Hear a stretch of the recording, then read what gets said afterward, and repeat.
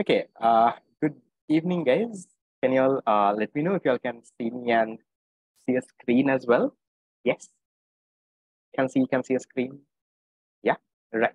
Okay, I was waiting for a couple of minutes for everyone to join so that we can start and we can get going. Okay, so for those who are a little lost and what we are doing right now, okay, so this is the first class of the fast track program.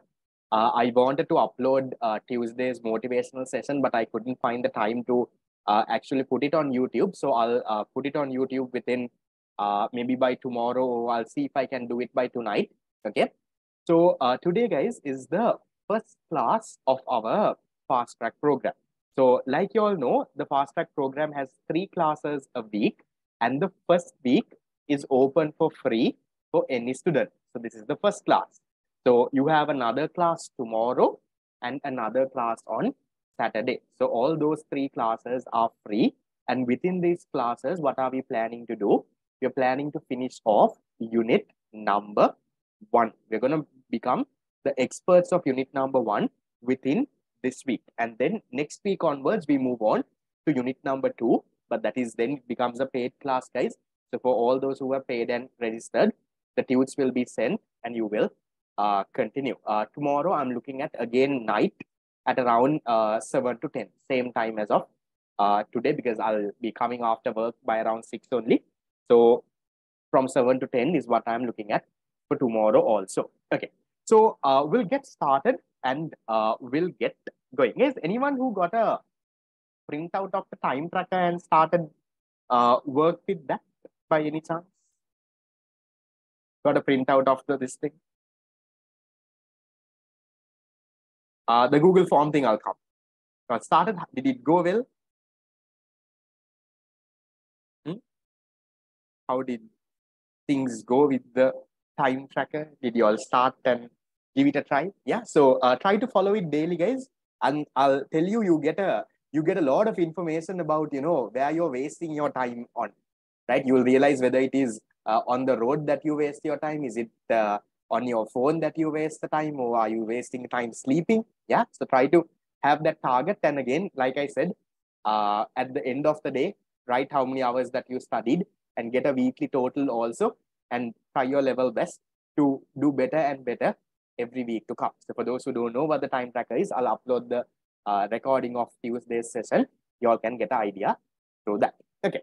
So without wasting time, guys, we'll get into the topic because I need to summarize the unit in 3 hours, right? That is also not an easy challenge for me.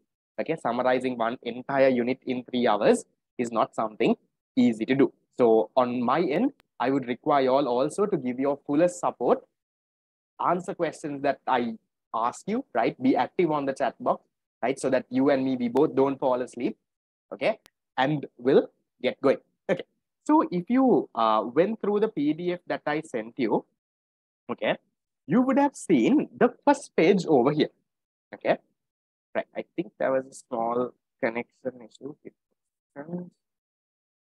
Right. Okay. Right. So I'll repeat again. If you went through the PDF that I sent on the group, because this is the PDF only for the first week, right?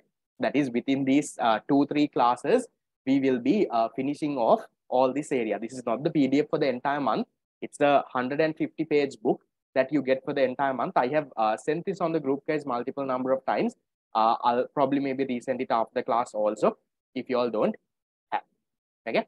I sent the PDF on the whatever groups that I sent the link, I sent the PDF also, guys. You all should have this by some chance. Okay, let me just share this PDF on the chat box also. Then there is a way that I can share. No? How do I share it on the chat box? Give me a second. Can I share it on the chat box? I don't think I can share it on the chat box.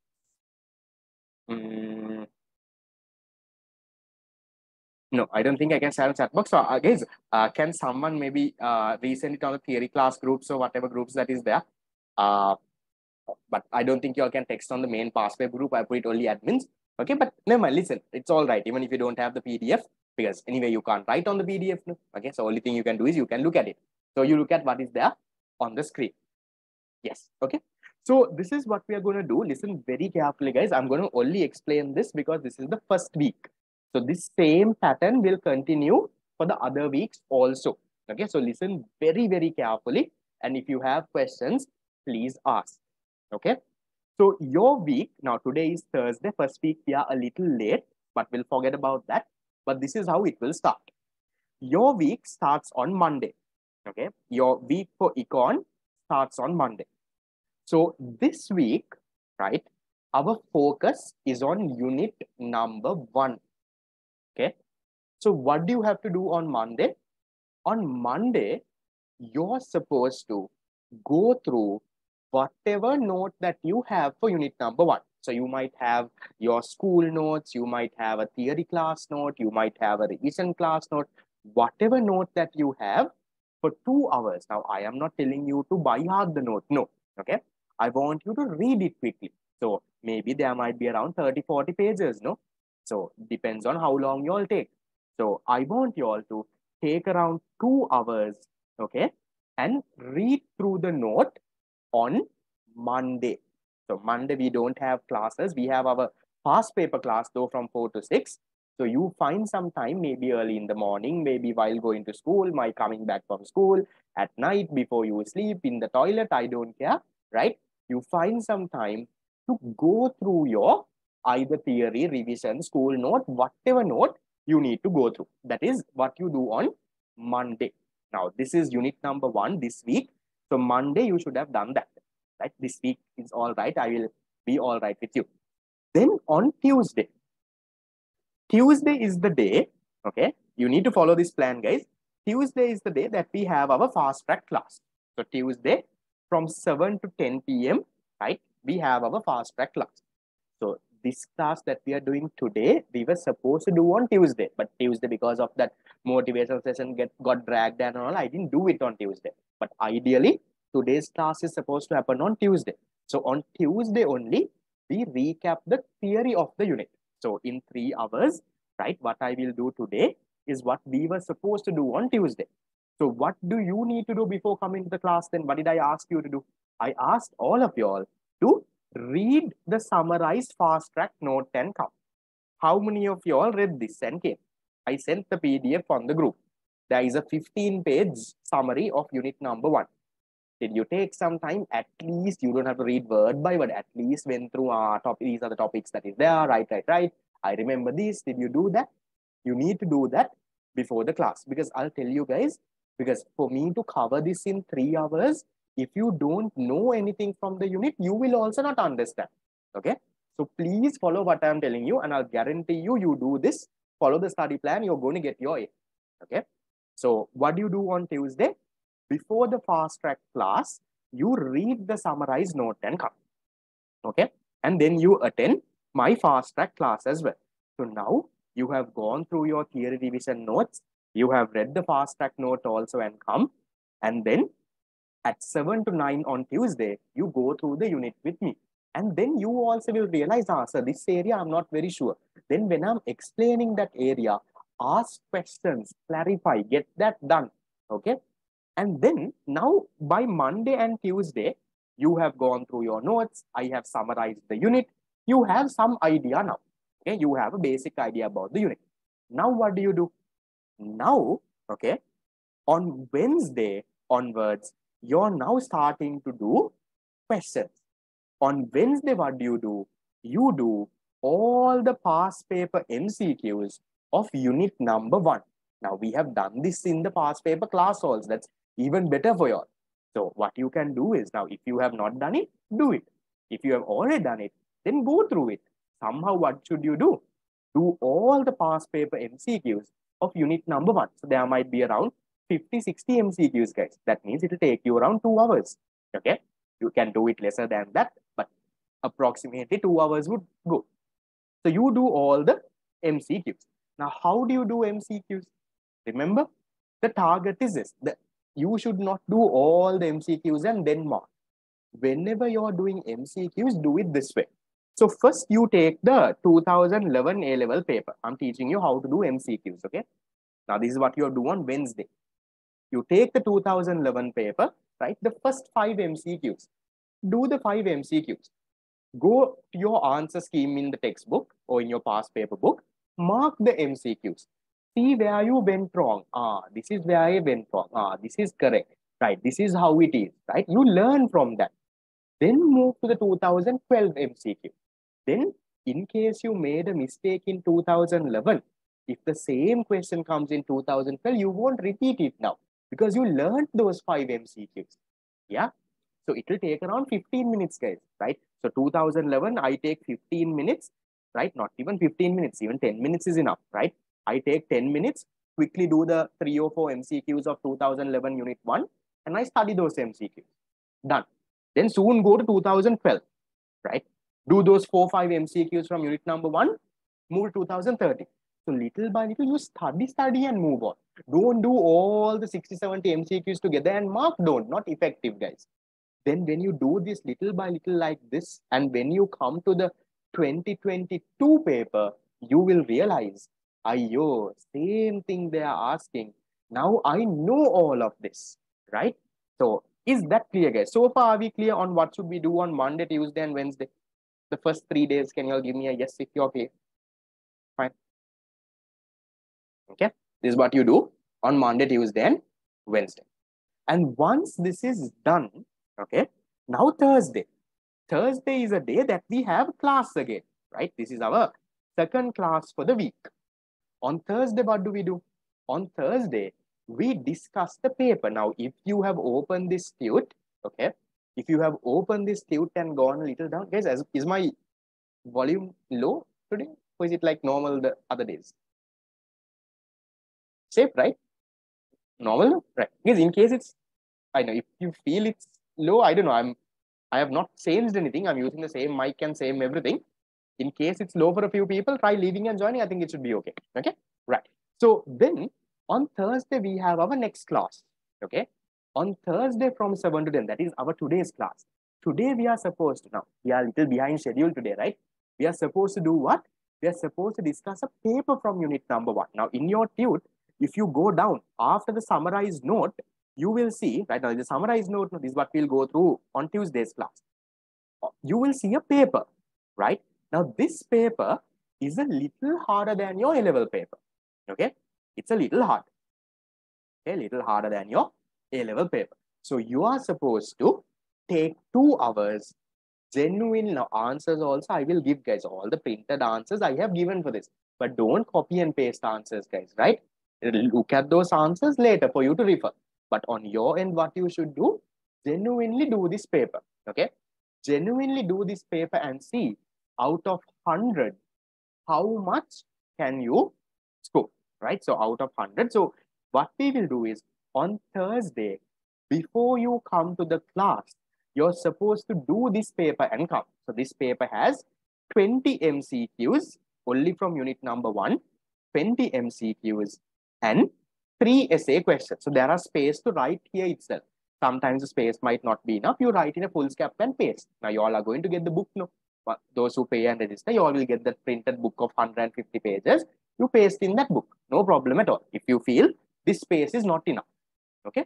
So you do the paper and come. I will not be giving you time to do the paper in class, right? I'm repeating.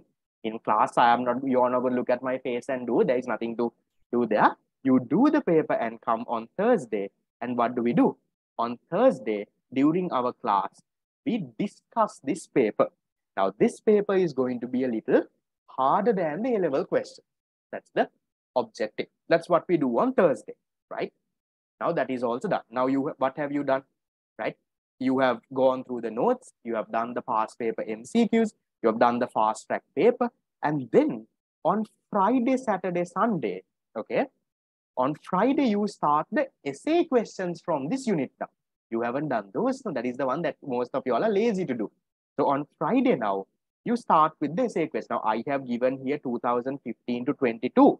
But if you all can do more, guys. This is the minimum requirement. If you can do from 2011, now I gave it based on the timing because I don't think you can do all of this in 2 hours. So one essay question will take, yeah, see the book and do, guys. No problem. If you all want to refer the book and do. As long as you do it, that's all that is matter. That's all that matters, right? So do all the past papers, okay, the essay question. And then now by Saturday, right? By Saturday, what have you done? By Saturday, you have now gone through the essay questions, gone through the MCQs, learned the unit, and you might still have some doubts now. That is where we have our doubt clearing class, our third class for the week. Saturday early morning at what time? From 6:30 to 8:30 in the morning. This is not a compulsory class. If you have doubts, come and clarify it from me. If you think you are 100% okay, then you sleep during that time. Reward yourself. That's up to you, right? If you feel like you can learn from other people's doubts, you don't know what you don't know, but you feel other people's doubts can help you. Still log into Zoom and listen and wait other people's doubts, because there are very interesting questions that others also bring. Yeah. So on Saturday, now in this class, you can unmute, you can send pictures on WhatsApp, pictures on the Zoom screen, right? You can do whatever you want, and we will have a discussion, whatever doubts that you have from unit number 1. Now, for you to make that doubt clearing session effective, you have to do these before things, right? Because otherwise the whole unit is doubt, guys. So you do that and come. Yeah. So this week we will do doubts only from unit number 1, right? The other doubts will take the next week. We have every week we have a doubt clearing session. So then what happens, right? So in case you have a class during this time, okay, if you have a class during this time, now very unlikely you will have a class Saturday. Now you don't have to stay for the entire 2 hours also, right? If you have a doubt, guys, you can come early morning at 6:30, give your doubt first, clarify it and leave, no problem. Yeah, you don't have to stay for the entire 2 hours there. So 6:30 to 8:30, but somehow if by any chance that time is not possible, even after any other class also, we can still clear our doubts. And then what do you do on Sunday? On Sunday is your day you take a break, but very likely, I don't think you all will be able to take a break. If you have completed all of this, then you can take a break on Sunday. Otherwise, on Sunday, anything that of the above that you have not completed, you have to do it on Sunday. So by Sunday, you are going to finish unit number 1. You have cleared your doubts, done the past papers, come to class, done everything. The same process repeats next week for unit number 2. Is that clear? That is how the fast track program will go. Okay. So for those who are paid and registered, I have not added you to a WhatsApp group yet. I will do that. I'll courier the book to you. You will have to pay the courier charge and collect it, because I'll be sending 1 book at a time, because I update the tunes every month. Okay. So I will not be sending all 6 together. Every month I'll be sending a thing. Okay. So I'll send you all the book. You all will get access to these class recordings as well. Okay. You all will get access to the, I'm planning on sending the book, guys, on Sunday.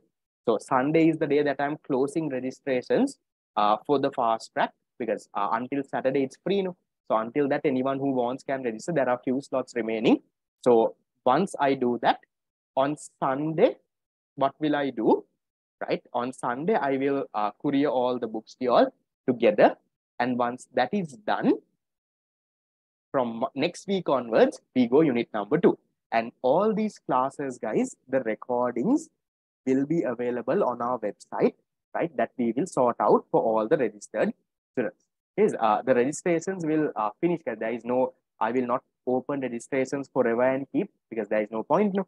So after the end of week 1, I will close registrations with whoever who is there. So my target is only 100 students. So once you have registered and been added to the group, I will send you all another Google form to fill to tell me about your level, right? Listen to this very carefully. Now you all will be added. All the paid people will be added to a separate WhatsApp group. On that group, guys, I'll send you all a form for you to give your genuine what level are you at, right? So are you at a level of 20 to 30, 30 to 40, 40 to 50, 70 to 80, right? So you need to fill that form, right? There will be a place where you can type a paragraph. You can tell me your whole life story. This is what you will be doing for the last 2 years. This is what I have done. I don't know these units. I don't know these units. Tell me everything that you know about econ, right? So based on that, I will give you a personalized plan. I will group you all into small groups, right? The ones who are a little weak, I'll put you all into a separate additional WhatsApp group. The ones who are, 75 and more, I'll put you all in different groups. So I'll group you all And based on that, I'll guide you all on how to get the complete the study plan and how to get everything done. So that I will do it once the registrations are done, because otherwise I can't keep grouping you all again and again and again. So once I close registrations by around Saturday, Sunday, I will then give you all a form and again divide you all into subgroups as well. Is that okay? Recordings of this class I'll provide, since it's a free class, but I can't guarantee when. And I find some time, I'll upload it onto YouTube. Clear? Right. Okay. So that is the plan. And in the meantime, when you get your study plan, right, there are so many ticks. I didn't count the number of ticks that is there. You can start ticking little by little by little. Do your work. You know what and what you need to do. So you start ticking little by little by little. So when you go through the theory and revision notes and when you go through the theory and revision notes and when you go through those sub areas under each topic, under your study plan, you can tick. Okay, right. So once again, this is the plan. If anyone missed anything, right, you can get it clarified at the end. We'll start. Right, 26 minutes gone already, a little late. Okay. So starting with unit number 1, introduction to economics. So within 3 hours, today what I'm going to do is I'm going to summarize the entire unit, but focusing on the most important and the most tested and the most difficult areas. Okay, now in a theory class, we take around at least 10 classes to finish unit number 1. 10 classes means 20 hours. 1 class is 2 hours. So what we learn in 20 hours, I'm summarizing in 3 hours. Yeah. And also, guys, I'm telling, for people who are very weak, right? Once you all, after you all join the fast track program, I'll guide you all, right? You all can, if you feel this is too fast, along with this, you can also purchase a theory class recording and catch it through that also, right? So that we will talk about it later. Okay. So that is for the people who are very weak. For this, if you feel this within 3 hours when I put the unit, it's too much for you. For you all also, we have a plan. Don't worry. Okay, we'll start. Right. Starting off with the first 2 basic concepts, microeconomics and macroeconomics. A very simple story. You don't get essay questions from this. What you get is a MCQ. Very likely an MCQ. Usually out of 10 years, around 4 or 5 years, there would have been an MCQ on micro and macro. So what is microeconomics? Microeconomics is where you focus on a small part of the economy, where you study about how an individual is behaving, how a firm is behaving, how, let's say, one household is behaving. That is what you call microeconomics, right? Now, for example, if I say demand for mobile phones, guys, what do you think? Is it micro or macro? Demand for mobile phones. What do you think? Micro or macro? It's a microeconomic concept. Why? Because we are only talking about one good, no? One phone. We are talking about our demand for Apple iPhones. We are not talking about demand for all the goods and services. No, we are focusing on a small segment. That's what you call microeconomics. Then what is macroeconomics? Macroeconomics is where you focus on the entire economy as a whole. Right? What are the things? You talk about GDP. You say inflation of Sri Lanka. Anyone saw what is the inflation rate of Sri Lanka in April? I shared it on the iTutor Instagram page yesterday or today. I'm hoping you all follow and at least watch a story or 2 on Instagram. How much? April, Sri Lankan inflation rate is around 35%. Yeah.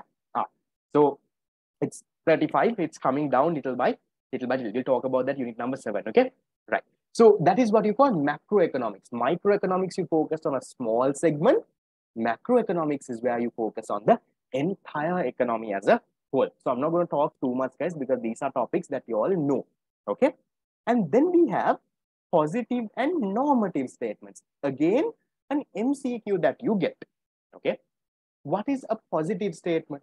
Yes, a positive statement is a fact. It's about something that has happened, something that will happen. No, in other words, a fact, right? A positive statement is a statement that can be proven. What is the key feature here? This can be proven. You can prove whether this is right or wrong. Okay. That's what you call a positive statement. You can, test it and see, make a hari the varadi. Is it right or wrong? If you can do that, then that is what you call a positive statement. But normative statement, guys, These are personal judgments. These are things, there is no right or wrong. Now, sometimes I will say, what are my examples? I will say, okay, Sri Lanka should what? Let's say, okay, now these days we are talking about our loans and all. Okay, so I will say Sri Lanka should get a loan from China and not go to the IMF. You will say, no, no, sir, China is not good. Let's go to the IMF. There is no right or wrong there. This is our personal judgments, right? I am saying මෙහෙම කරමු. You are saying නෑ මෙහෙම කරමු. මෙහෙමත් හොඳයි, right? So what does that mean? That is what you call a normative statement. So normative statements are what? These are based on your personal values, beliefs, and your traditions. Based on what you have experienced, you're saying, this is good. We'll do it like this. I will say, no, no, we should do it like this. But there is no right or wrong. Normative statements cannot be proven. You can't prove. Now, here's the country should increase monthly salary of every government worker by 5,000. Now, I am saying, these days, inflation, right? They also need food to eat, right? We learned poverty also recently. I said, so many people in the country are in poverty. So please give 5,000. They should increase. You're saying, sir, what nonsense, sir? Government workers, they are already, nikantama inne, right? When you go also, they are just waiting, not even servicing us, right? We should not increase for them. Personal judgment. You can have your opinion. I can have mine. That's what you call a normative statement. But a positive statement is a fact. It can be proven. So both of these guys, micro, macro, and positive and normative, are things that you get for MCQs. Are you all okay with that? Can you give me a quick yes if you have not fallen asleep and you're okay? How do you find if it's positive or normative? Keep what I said in mind. So usually, guys, a normative statement will also have words like should. Okay. And the more and more questions you do, guys, the better you get at this. So please attempt questions, okay? And only you know what kind of questions come from this. Okay. Good. I have almost 100 responses. Others, I'm hoping you have not fallen asleep. It's only half an hour for the class. Okay. Then we'll go into goods. Now, this is where we start with our serious area. Okay. Am I doing past papers? Past papers is a separate class, guys, that is on Mondays. Okay. So we'll come into goods. Now, this is where you can get essay questions on your unit. So when you take goods in economics, we say goods is anything that provides positive satisfaction. What does that mean? That means when you consume that. Now, consume doesn't mean eat. Okay. Consume means when you use it, or if it's food, you eat it. Fine. When you use it, when you consume it, you feel good about it, right? Now, when you come to this class, you're feeling good, right? I can get this exam done. So this is a good, it's not a bad, right? So what is a good in economics? Anything, right, that fulfills human wants and anything that provides positive satisfaction is what you call a good in economics. So goods can be divided into two. One is economic goods and the other one is non-economic goods, right? Past paper class, we are doing unit number 2 and 3. I'll send the link on the group. You can join. Okay. So what is economic and non-economic goods? Now, what is a good? A good is anything that satisfies your wants and anything that gives you positive satisfaction. What's an economic good then? Yes, an economic good is a good that is produced with human intervention. Yes, what do you think is the main feature for economic good? What is the thing, the ideal word that has to be there when you say economic good? Will I discuss essay questions? Yes, I will. What's the key word, guys? If this word is not there, they're not going to give you marks. What's the word that you have to write when you say economic goods? That these goods are what in supply? They are what in supply? You need to say economic goods are the goods that are scarce in supply or limited in supply. That word has to be there. You don't write it, you're not going to get your marks. So what's the key feature, guys? You need to say economic goods are what? Economic goods are goods, right, which are produced using scarce resources. In other words, they are scarce in supply. Guys, is my internet lagging? I'm getting this message. Shall I switch to my other Wi-Fi? Yeah, no. Give me a second. I'll switch to my other Wi-Fi and see if it gets okay or bad. Let me know.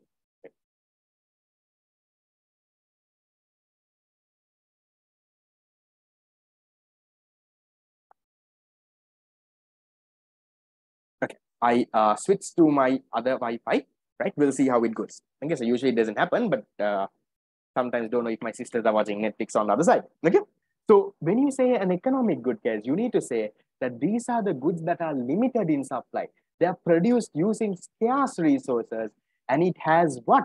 It has an opportunity cost. There is an opportunity cost. Then what are non-economic goods? When you say non-economic goods, what is the key feature? What's the key point that you need to include? Yeah, and write the definition by economic goods. Yes, you can use the characteristics. You need to say, non-economic goods are the goods that are, what is the key feature? The key feature is that this is non-scarce, or that these are available in unlimited terms. There is no human involvement in the production, right? So these are non-scarce, right? Non-scarce, or in other words, they are available in unlimited terms. That is what you call non-economic goods. So economic goods are the goods that are scarce in supply. Non-economic goods are the goods that are unlimited in supply. When the good is in unlimited supply, can you charge a price for it? Can't, right? If there is unlimited amounts of that good, automatically there is no price as well. Okay. Yes. If I ask you, now we are saying no non-economic goods, there is no price. Non-economic goods are unlimited, so there is no price. Now, economic goods, I am saying they are limited. Can I say that economic goods have a price? Can I say? Can I say definitely there is a price? Usually, yes, but it's not a characteristic. Remember, not necessarily. For example, give me what are the examples I have taught you all, guys. Remember, government school textbooks. Your school textbooks that you get until O levels are what? Or your uniform that you get from the government. They are economic goods. But do you pay a price for it? You don't. Or in other words, any gift, yes, you can include any gift into this as well. So remember, there are some tricky MCQs. They say a characteristic of economic goods is consumer has to bear a price. So consumer has to bear a price is not a characteristic of economic. Usually, yes, they might bear a price, but it's not an essential characteristic. Have that in mind. So economic and non-economic goods. Is that okay, guys? Goods divided into economic, non-economic. Very basics of unit number 1. Okay. Then we go into economic bad. What is economic bad, guys? It's like your the friend that you hate. Who is this person? When this person is around, you feel bad now, right? You have this you have in school there is a friend right? When this fellow comes to school, or when the fellow comes and maybe your ex, I don't know, anyone, right?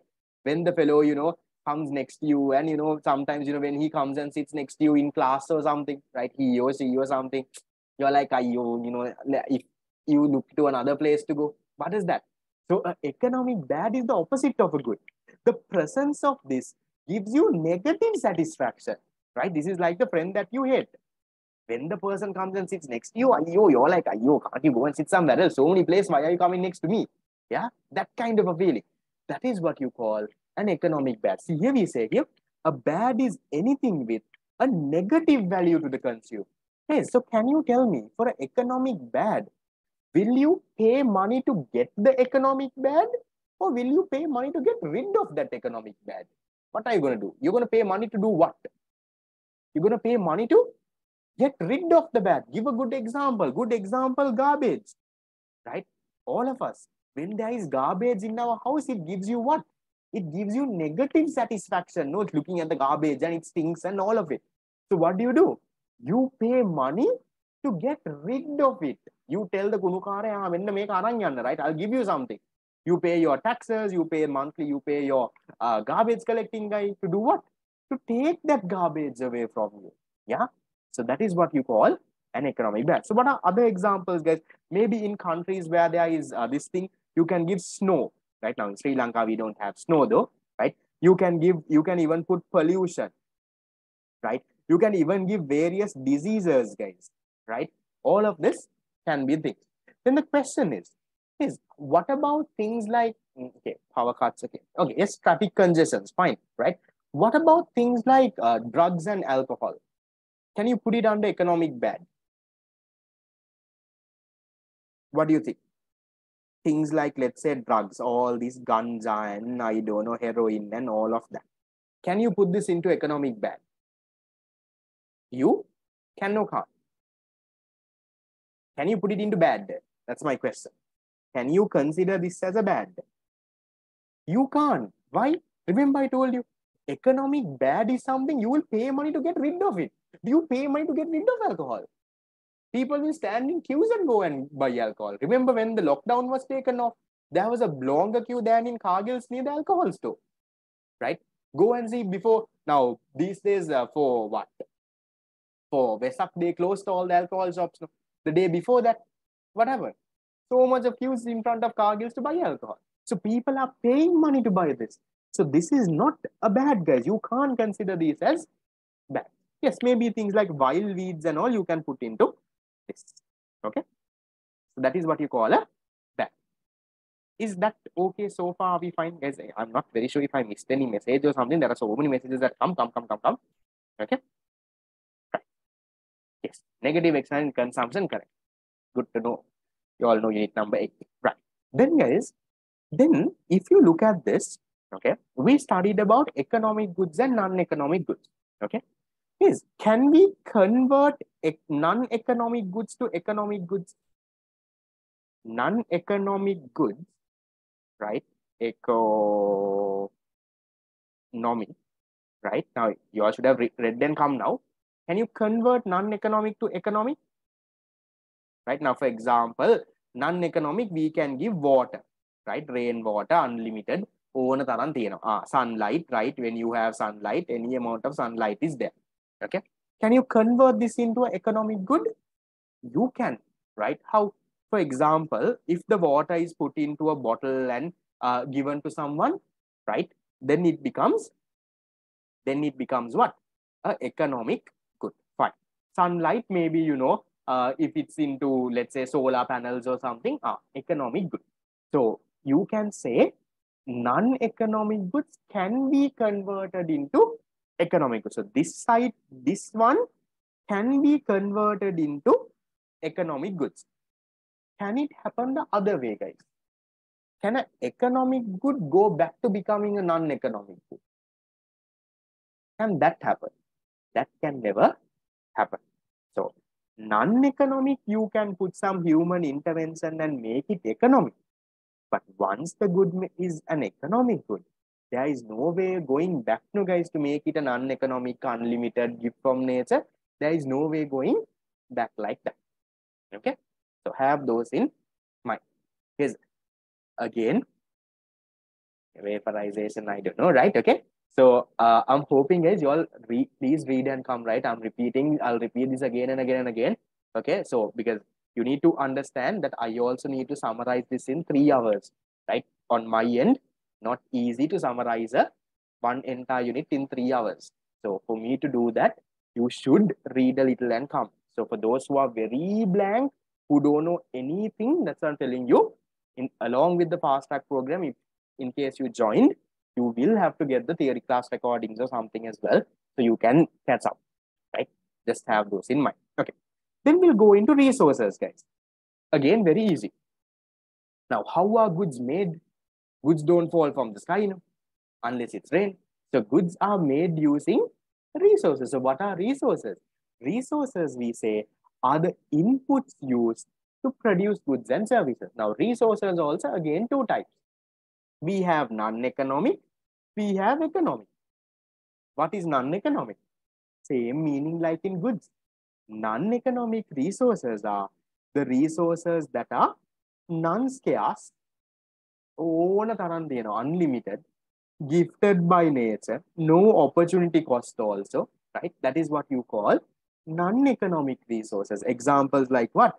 Sunlight, air, rainwater. Then what are economic resources?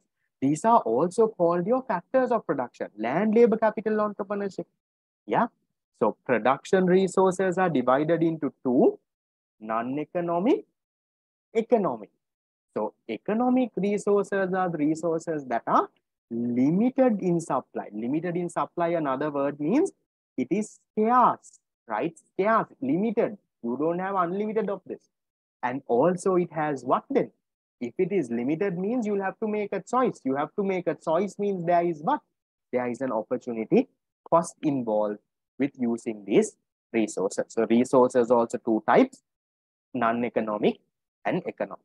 So now we'll dig a little deeper into this economic resources or the factors of production. There are four. So first factor of production is what you call land. Now what is land?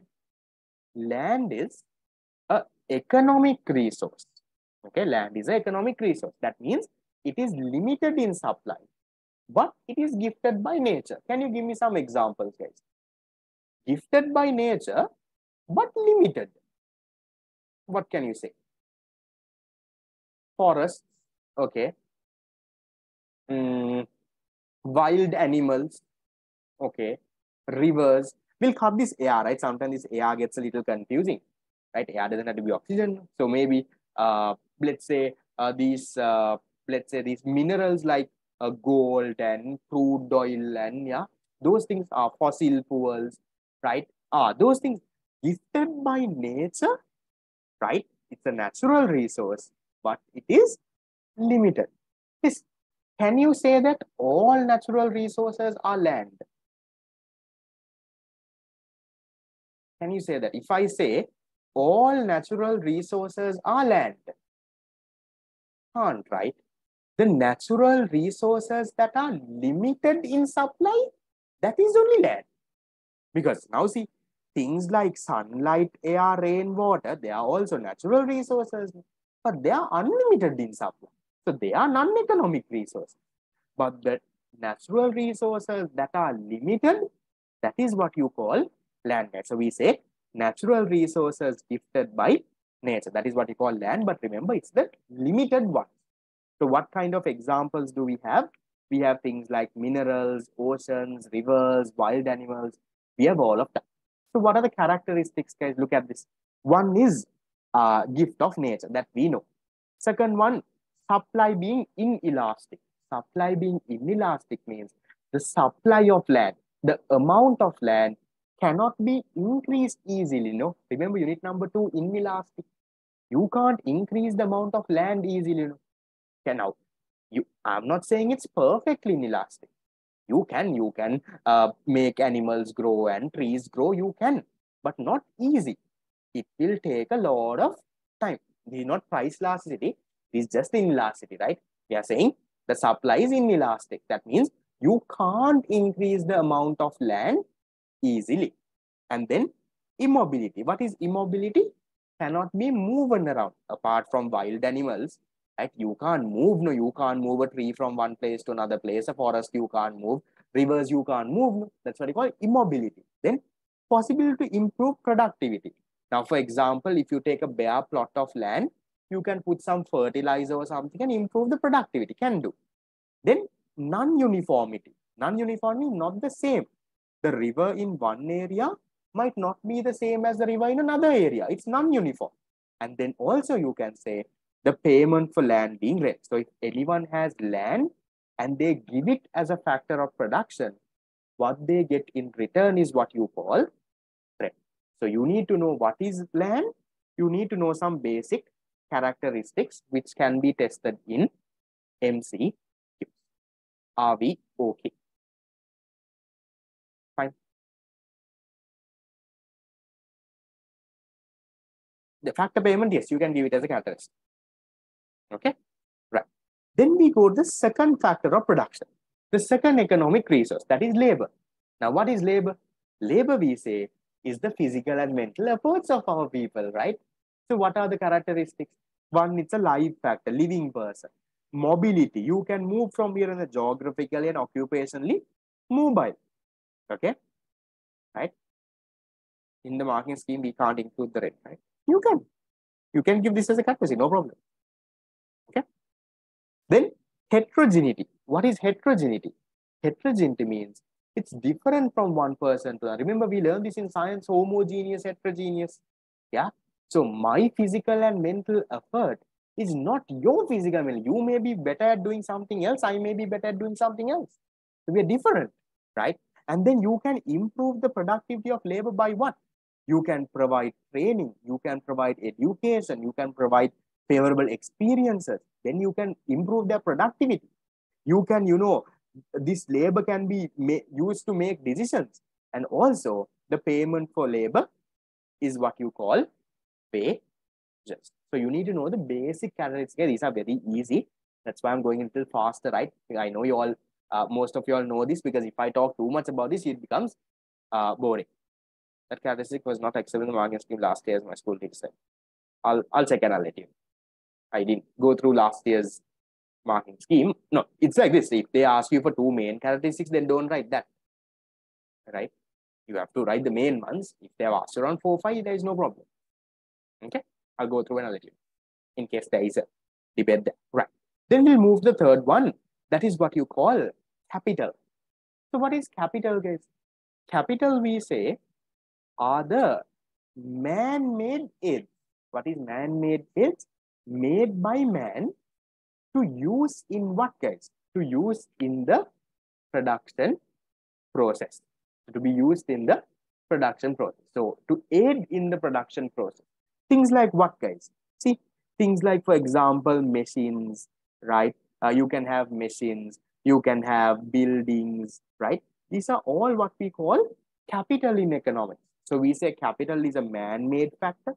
It's a real factor. That means it's tangible, physical. You can see and feel it, right?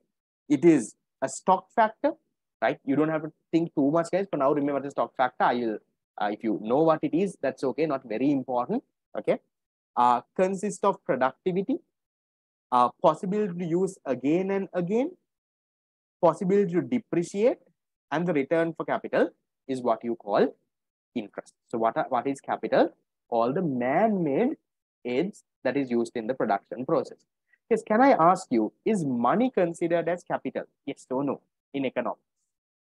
Yes or no? Why?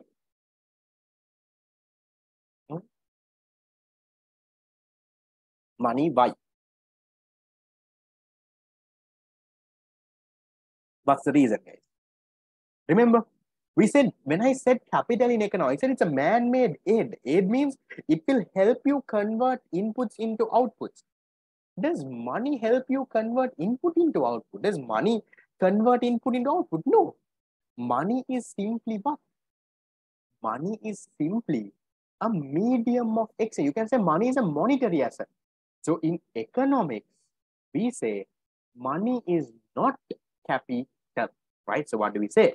Money is not considered as capital in economics. Why? Because money is not a productive resource. No. With money, you can't convert inputs into outputs. Nonsense. You can't make goods with money. No.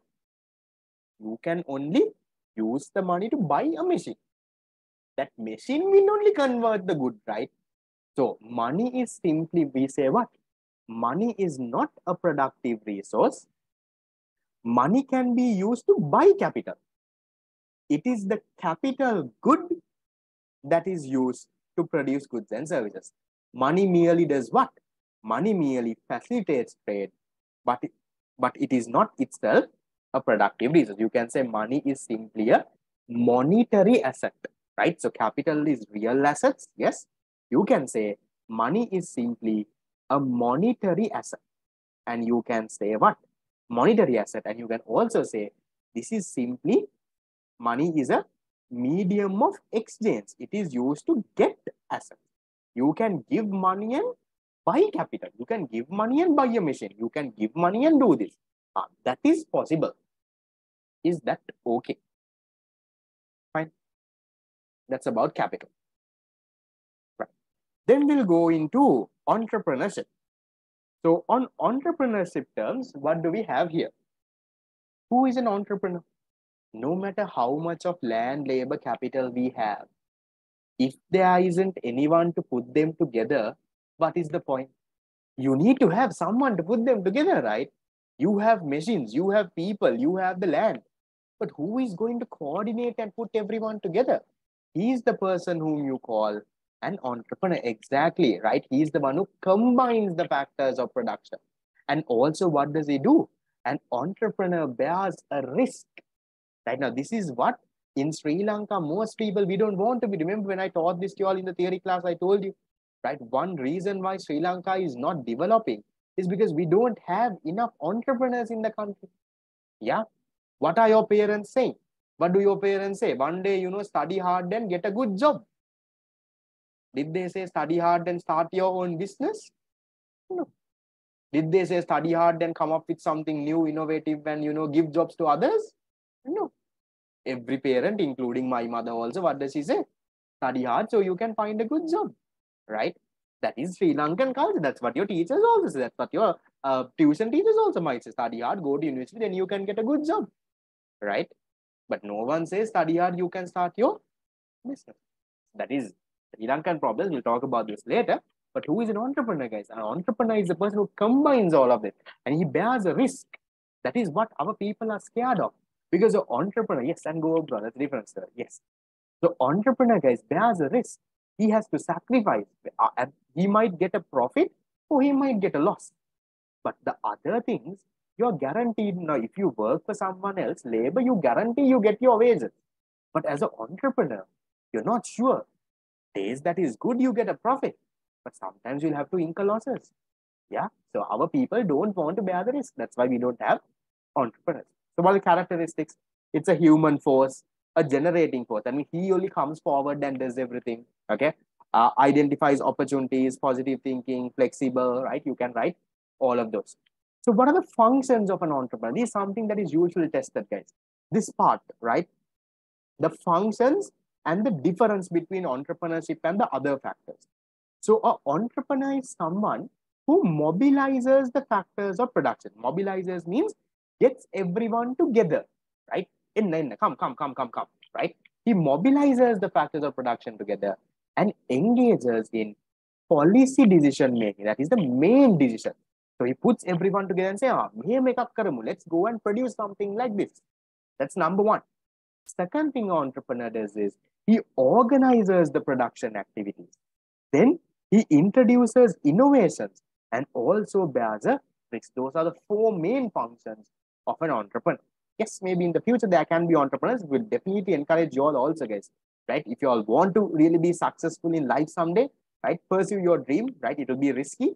But at the beginning, what you can do is, right, I can go on and on about this, but since we don't have time, right? While you work for someone else, get the experience on the side, have something of your own as well. And little by little, after let's say 5-10 years, now you have the money, you have the capital enough, you can quit your normal job and you can do what you're doing on your end. Yeah, that's the whole point right now. Even I'll tell you like something of my long-term goal kind of right now. I'm teaching. This is also my own institute that I teach with, right? So I'm also currently working for an economics firm. So what we do is, right, we're consulting clients, right? We're predicting exchange rates, interest rates, writing reports. We're doing that, right? So what am I trying to do? Maybe 5-10 years down the line, right? To build my name as an economist so that, people would know me, that I don't have to work for the firm, and I can go and consult on my own, right? I can go and tell clients, look here, this is what is going to happen in the economy, right? Take measures like this. That can be your long-term goal. And that's my long-term goal, kind of, right? So I don't have to be waking up 9 to 5 and going to work every day. I don't wake up 9 to 5 and go to work every day. That's a different story, but yeah. Okay. So the functions again, number one, he mobilizes the factors of production, gets everything together. Number two, organizes the production activities. Yeah. Introduces innovations and bears risk. Then what is the difference between entrepreneurs and the other factors, guys? Think very easy. One is an entrepreneur coordinates and combines the factors of production. He brings everyone together and coordinates and do. What are the other people doing? They are just employed in the process. When that fellow tells come, they come, right? That's what happens. So entrepreneur coordinates and combines the factors of production, while the other factors are what? Are merely employed in the process. An entrepreneur bears a risk. So he should either get a profit or a loss. But the other factors, they are guaranteed of a return. No, if you provide land, rent, sure. If you go and work somewhere, what? Wages, sure. If you provide capital, interest, sure. But an entrepreneur, profit or a loss, he bears a risk. Then an entrepreneur engages in policy decision making. The others are simply following those decisions. An entrepreneur comes up with innovations. Others don't do anything like that. Yeah. So you can give in points like that. It's a very common question that they ask. Okay. So that is the story about this part. So what did we learn so far? We learned micro and macroeconomics. We learned positive and normative statements. I said these come only on MCQs. Then we went a little bit detail into goods. We talked about economic, non-economic. We talked a little bit about economic bads. We talked about how non-economic goods can be converted to economic goods. We talked about resources, non-economic, economic. Under economic resources, I said that is the 4 factors of production. And we talked about a little bit in detail there. That is land, labor, capital, and entrepreneurship. So with that, that part is done. Okay. So we are now done with around 25% of this year. That is the good news. So I will do this part and I will not give you a break now itself. Give me a second, guys. I'll do until this part and give you a break. Okay. Right. So your break will come at this point when we are in halfway of page number 9. Okay. So support me. We can quickly get this done. Right. So now we'll come into this part. This is again something.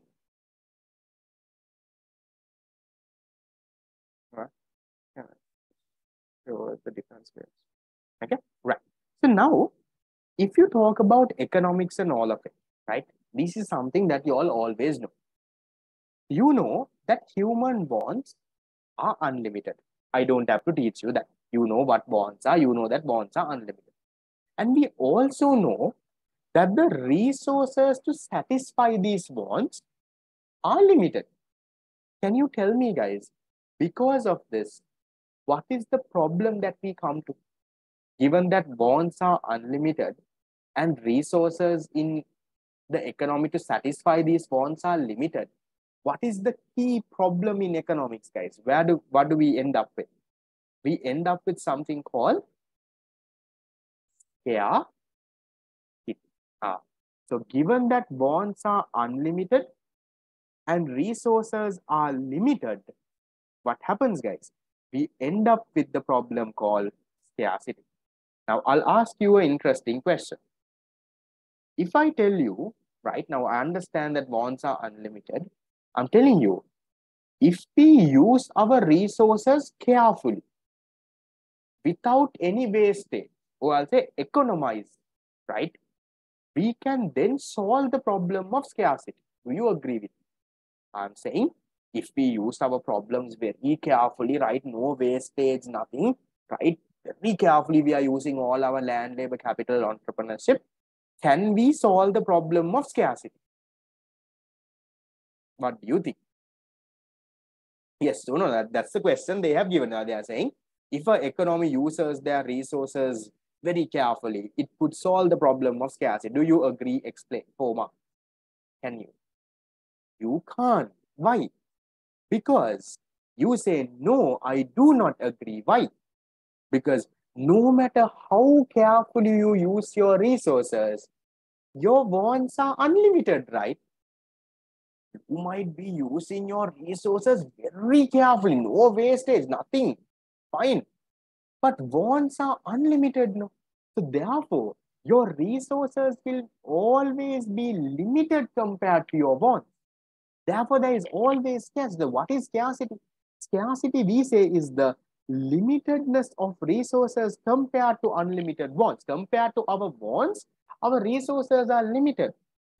Does scarcity mean that we don't have resources? Someone is saying scarcity means the country does not have resources. Do you agree? No, right? Scarcity doesn't mean that we don't have resources. Scarcity means that our resources are limited compared to our unlimited wants. Now, if you take someone like Bill Gates, you can tell this fellow also faces scarcity. He is one of the richest people in the world. But why does he also face scarcity? Because his resources is not enough to fulfill all of his wants also. So remember, they can trick, right? That is how they make you tricky, right? They are not in your paper. Don't expect questions like explain scarcity for 4 marks. That is a paper they'll give for a O-level kid or a grade 5 kid now, right? So they're not going to test you that. How are they going to give you? They're going to give you a statement, guys. They're going to see whether you really understand. They'll give you a statement saying, can an economy, right, by using its resources very carefully without any wastage, solve the problem of scarcity? Explain. Then you explain. You say, no, look here, this is how it is. Then they can say, okay, if I tell you the richest economies in the world does not face scarcity. Do you agree with? Let's say someone like US, Japan, right? They don't face scarcity. Do you agree? You say again, no. Why? Because no matter how rich, how much of resources they have, their wants are also unlimited. So as long as wants are unlimited, our resources will every day be limited. No, you can't max that. No, guys, wants are infinity. So resources කොච්චර තිබ්බත් වැඩක් නැහැ. Right? No matter how much of resources you have, it's still not enough to satisfy that want. So therefore, what do we say, guys? We say that scarcity is what problem? It's a what? It's a scarcity is a, you can say it's a central problem of economics, or you can also say it's a universal problem common to everyone. Everyone faces scarcity, not just you and me. Even Bill Gates has scarcity. It's a universal problem. We can also say it's a central problem of economics. Okay. If there is no subject called it's 2022 A level, there's a question. Remember, if there is no scarcity, yeah. So only because there is scarcity, we have something called economics also. We have unlimited resources, no economics also, because economics is also about how to satisfy our wants with our resources. Okay. So then, guys, given that our wants are unlimited and resources are limited, we come into this problem called scarcity, right? And then we also say, right now, why is scarcity the central problem common to every society?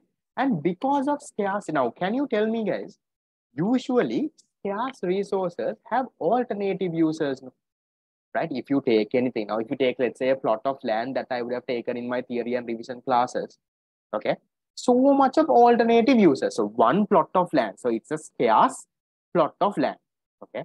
This plot of land has so many alternative uses, like what? You can build a playground, build a farm, construct a factory, so many different things you can do with it. But can you do all of that? Yes, you can do some farming, agriculture, fine. Can you do all of it in that? You can't. So what does that lead to? Scarcity combined with alternative users now leads to what? Now leads to something called a choice. So sometimes in your paper they say scarcity makes choice unavoidable. Explain. So you need to explain how scarcity came. You need to say that these scarce resources have alternative users. You can't do everything that you want, right? We can only do one thing. We have to make a choice. So why do we have to make a choice? Because our resources are scarce. We only have one plot of land. With one plot of land, can you build a playground and a house and a this and a that and a that? No, right? Can you tell me, guys, when we make a choice, now what does that lead to? That choice leads us to what? That choice leads us to something called an opportunity cost. Because of choice, we now have to end up with something called an opportunity. What is an opportunity cost, guys? Now, if I tell you, this is something that most people get confused. Everyone knows opportunity cost is the cost of next best alternative. You have memorized the definition, I know, right? Now, for example, I'll tell you, okay, right. Okay, we'll take my time right now. Okay, right now in this 3 hours, what I am doing this class. instead of this class, today was a nice day after work, right? Today was a chill day at work also. I was working from home today, writing a report on what would happen if our Sri Lanka's IMF program is there right now, right? What if it derails? What if we do something crazy and IMF says bye-bye and goes? What will happen to our country then? So I was writing a report on that today for office. So I was looking at how it happened in other countries. I was studying what happened in Ghana, Suriname, and even Pakistan these days, right? All of them are having delays with IMF funds and are going to get derailed and all of it. So seeing whether that will be applicable to Sri Lanka. That's what I was doing today. Very interesting work though, right? I don't do, usually we don't publish those reports outside, right? So, but I can tell you what is there in it. So, but it's very interesting. It's because I also don't like to do the same thing again and again. That's where jobs get boring, right? So my job is actually very interesting. It's all econ and we all do new stuff every day, right? You will never do the same thing again, right? So, I had a nice, day at work also, by around 5 o'clock, right? I slept in the afternoon after lunch also. No problem. No one will ask me. I said, what are you doing, right? As long as the work is done, they're chill with you, okay? So I had a nice day. So then another thing that I could have done today is instead of these 3 hours, I could have gone and slept a little now, right? Oh, I could have, watched something on Netflix. Okay. Or another thing that I would have done during these 3 hours is I could have, gone out with my friends. Okay. So now, during these 3 hours, right, from 7 to 10, from all these options that I had, what did I do? I decided, okay, I need to do this fast track class. So I didn't sleep. I didn't go and watch Netflix. I didn't go out with my friends. So my question to you is, what is my opportunity cost? Is my opportunity cost sleep, Netflix, going out, everything? Or is it something else? What is my opportunity cost? According to, let's say this is my ranking, first, second, third, fourth. What is my opportunity cost? Opportunity cost is the benefit that I go through from what? The benefit that I have foregone from only my, remember guys, opportunity cost is the benefit that I forego from my next best alternative. Not everything. I can't say because I did this class, I couldn't sleep also, I couldn't watch Netflix also, I couldn't go out of with my friends also. I can't say that. That is not my opportunity cost. Because if not for this class, I still couldn't have done all three. If not for this class, what was my second best option? It is only sleep. Only that I can do. I can't be sleeping and watching Netflix and going on friends. No, you can't do all of it. No, guys. If I'm sleeping, I'm in bed, right? Nothing on Netflix is running. Yeah. So remember, when you say opportunity cost, this is where a lot of students make mistakes, right? They think opportunity cost is everything you sacrifice. No, opportunity cost is not everything you sacrifice. Opportunity cost is the benefit of the next best thing that you sacrifice. So maybe if I sleep, let's say I will feel more peaceful and I will be, let's say, more energetic and I'll feel fresh. Now that is my opportunity cost. So my opportunity cost of doing this class is the freshness or the energy I could have got by having a small 3-hour nap. The benefit of my next best alternative. That is what it means, guys. So don't ever go and say opportunity cost is all the alternatives wrong. Is that clear? What is opportunity cost? It's the benefit that you forego now, because you have to make a choice. I had to go with this. When you make a choice, the benefit that you sacrifice from your next best alternative is your opportunity cost. Not everything else. Okay? Right? Then can I tell you guys, okay, so according to my example here, what do you think? If I decided to construct the factory, my opportunity cost would have been whatever benefit I could have got, whatever benefit I could have got from what? Whatever benefit I could have got just from farming, right? Maybe I feel very relaxed when I see my animals in my farm, maybe the money that I get from the farm, maybe the peace of mind by owning, maybe the status that I get when I say I'm a farm owner. So that is the benefit that I'm forgoing. That is my opportunity cost. Not this playground and thing, those don't come under opportunity. Will I finish the unit? Yes, I will finish the unit. Unit finishes when the class finishes when I finish the unit. Is fast track classes, it's like this, right? Now, unit number 1, I can finish it in 3 hours, right? But some units are there, it will go a little long, right? So I don't, this usual theory recap is on Tuesday, no? So Tuesday class is 7 to 10. There are days that it can go from 7 to 11. I'm just warning you all. Now it's because in one class I finished the unit, okay? Right. Is that fine? Then what is a trade-off, guys? Yes, a trade-off is something that you sacrifice, okay? So sometimes in papers you would have seen, right? If I've chosen farming, no, it's like this, no, guys.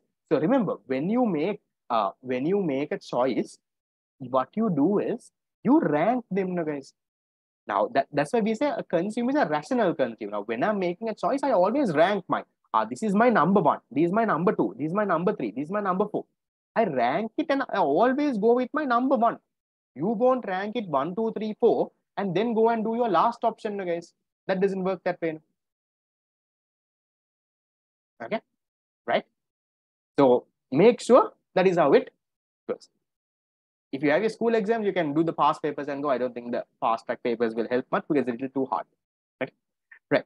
So I mean, for the one who wanted the tips. Okay, so always remember, you go with your first option, then your second option becomes this. Then what is a trade-off, guys? A trade-off is what you sacrifice. Now, trade-off doesn't have to be necessarily opportunity cost. Trade-off is when you make a choice, you sacrifice. Now, for example, all of this can be trade-offs, right? Now, what is a trade-off? Because the fact that I did this, I had to trade off my sleep, I had to trade off my this thing, everything I had to sacrifice. That is trade-off. But opportunity cost is only your next best option. Have that in mind. Okay? Right. Is that fine, guys? Check how this whole story connects. Right? They can ask you a lot of practical questions from this. You don't expect very baby questions asking what is opportunity cost, what is alternative uses. Not gonna come. You need to logically understand. Right.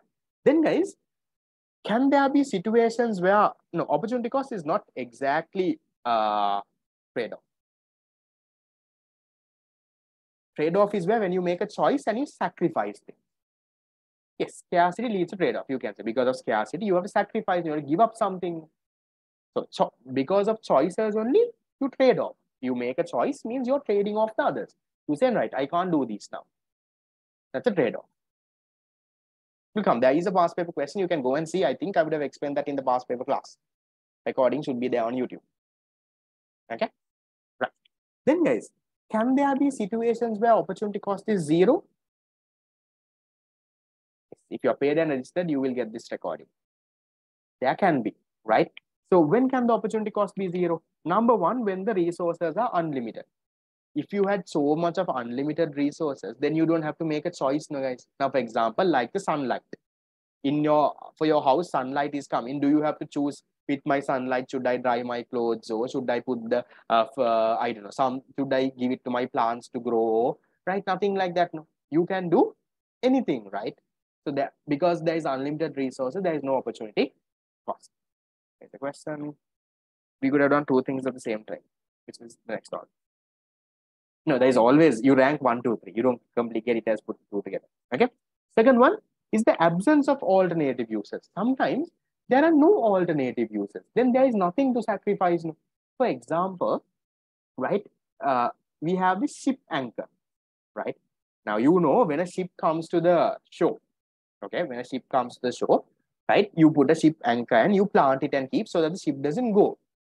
Now, just because you put that ship anchor and plant it and keep, are you sacrificing anything else? Can that ship anchor be used for something else? No. The only thing you can use that ship anchor is so that it doesn't move around, right? So when something does not have alternative uses, you don't have to make a choice. So if you don't make a choice, there is no opportunity cost as well. So, and the final one, when resources are previously unemployed. So if the resources are just there, no one is using it, then when you take and use it, there is no opportunity cost. So remember, again, MCQs can be tested from this area where opportunity cost can be 0. They can convert this to essay questions also. Just have that in mind. Okay. School uniforms also don't have alternative use. Yeah, correct. No, maybe you can say that very poor people might wear it at home and wait. right? But in general, yeah, no alternative is. Only thing you can do is wear to school and come back home. But you can say you can wear to class and go, right? But yeah, right, right. Then, guys, because of this whole concept of scarcity and all, every economy has to answer three basic economic problems. We know this. So what are the three problems? Now, because every economy faces scarcity, no, every economy, they have unlimited bonds, resources are limited. Now you have to do some issues now, right? You have to answer some problems. So what do you have to answer? The first thing that you have to answer is what to produce in what quantity. So economy can't produce everything, no man. I will say I want a rocket to go to the moon. You will say, look here, can you do something and make sure that A levels happen next week, right? Someone is saying, right? We have unlimited bonds. Yes, how many of you all would want A levels to happen sooner than later? Not to be postponed, but you won't mind it happening in, let's say in 3 months. 3 months from now, government comes. Will you be happy? If Ranil comes and says all of a sudden, look here, right now, A-levels is happening in August, right? I never told it's postponed, right? I'm doing it in August. Will you be happy? August is when they have A-levels, right? Anyway, what do you think? How would the news like that? We know what, now you don't know, right? You don't know what Ranil does. No, all of a sudden he comes and, he does different stuff. You never know, right? But at least I finished my theory and recent class syllabus, so you can go and write something, right? So, right? But yeah, what to do? You don't know what if he says. He says, recorrection people can write with the 2024 batch, right? You all do. Let them wait and write recorrection. Once the results come, 22 people, recorrection people, he will say, let them write with the 24 batch. 24 batch, I will bring it forward and give. That we will do in May next year. You all go and write. What are you going to do? Who knows? Yes, you can start protesting then, right? Okay. Right. Okay. Then we'll come into this. Okay. So what do you have to do, right? So people have so many different wants. So what can happen? The economy has to first decide what are they going to produce in what quantity. There is no fixed date yet for the exam. I just scared you. Okay. So once the economy decides what are they going to produce, that is, to what are they going to allocate their resources? So the economy will decide, okay, let's produce some hospitals. Let's produce some schools. Okay, let's produce this much of vegetables. They will allocate their resources. That's why we call the resource allocation problem. Once they decide on what to produce, the economy has to then decide how are they going to produce, right? Are we going to use labor and produce this? Are we going to use like machines and capital and produce this, right? They have to decide how to produce. That is what you call the problem of production. So here you have, are we going to use labor intensive or are we going to use capital intensive? What is labor intensive and capital intensive? Labor intensive is right, where you use more labor than capital. For example, like in teaching. Now in schools, right, you don't get taught by, I don't know, now maybe becomes a little capital intensive with laptops and everything coming. But think of a normal, typical O-level days. How did you all go to school? You all went to school, teacher comes, you all sit in the whiteboard, they draw, right? Full labor intensive production technique, yeah? Okay? And then capital intensive is where you use more machines than this thing. So maybe when manufacturing, let's say motor vehicles and all, right? There'll be little people, but the whole thing will go on machines and all. How will be questions be asked? Usually on this, they don't ask much. They can ask you to explain the three basic economic problems. When you do past papers, you will see, guys. That's why you're supposed to do it. Guys, please follow the study plan. Don't just come to this class and look up and write. After that, go through the questions. Then only you see what type of things they ask. And then we'll do the paper also. And then you can come and clarify your doubts also. Okay. And finally, so first you have to decide what to produce in what quantity. Then you will decide how to produce. And finally, the economy has to decide whom to produce. Now, what is whom to produce? Whom to produce means how do you distribute these goods, right? Are we going to give everyone one? Polymer 10 again, this is your back packet. This is your butt packet. Are we going to give it like that? Are we going to give it to anyone who has the money? What if one person comes and pays for 100 packets of rice and take it and go? Are we going to give it to him like that, right? That is what they have decided. Now, first they have decided what to produce. Once that is done, they have decided how are they going to produce it. Now, let's say they have produced the good and finished. Now they have decided whom to produce. That means how are they going to distribute this? Yeah.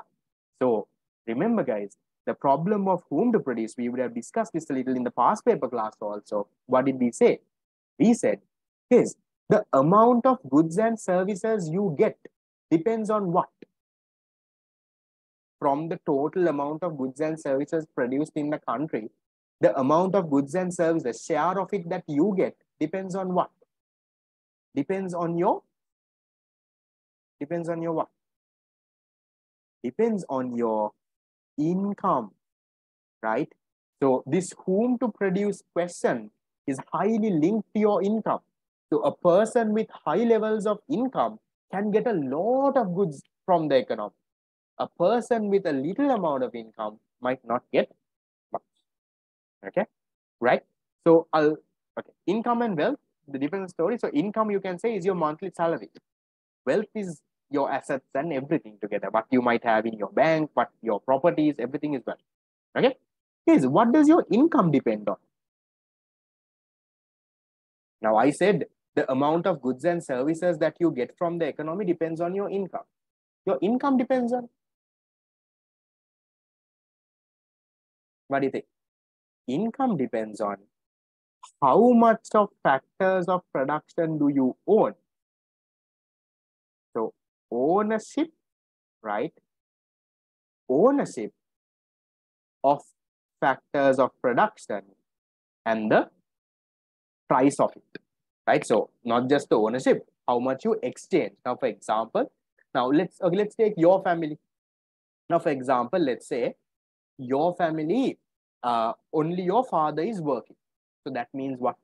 That means your family has 1 unit of labor, and let's say your father is earning 100,000 a month. That is your factor income, 1 into 100. Maybe your neighbor family, your neighbor, father and mother both are working. So they have 2 labor units. And then they are earning, let's say 2 into 100,000, they are earning 200,000. Maybe the rich friend in your class, that family also, 2 people are working, 2 labor units, right? Each of them are making 100,000 each. They have 1 building that they have given for rent also, 1 capital, right? From that, they are getting 50,000 a month, right? Let's say their father owns another business also, he has a side business also. So there is 1 entrepreneur there, right?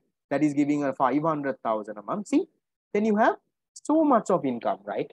So remember, a person's income depends on what, guys? Or family's income depends on what? The amount of factors of production that they are exchanging in the market. That's the land, labor, capital, entrepreneurship, and the price paid for those factors. So the more income you have, the more goods and services that you can actually get. Is that clear? Yes. Okay. So have those things in mind. So now, guys, who answers these problems now? Now we said, now what is our story? We said every economy has scarcity, right? So they have to answer 3 problems, right?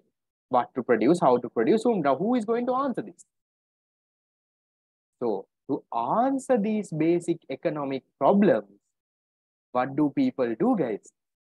People get together and form something called a what? People get together and form something called a what? They form what? They form a economic system. So what is the main function? In case they ask you, what is the main function of an economic system? To answer these 3 problems, what to produce, how to produce, whom to produce. They are made for this. No? So now, what is the whole story? There is unlimited wealth, limited resources. Now there is scarcity, right? So therefore, now you have to decide. You can't do everything that you want. So every person has to decide, every economist decide what to produce, how to produce, whom to produce. Now, who is going to decide this for them, right? To do that only, people get together and make something called what? People get together and make something called an economic system. What is an economic system? See, an institute external framework or a mechanism made by the people who lived in the society to solve the basic economic, to solve these now, to answer these. Then right? What are we going to produce? How are we going to produce? Whom are we going to produce, right? To solve these problems, what do people do? They get together and they form something called what? An economic system.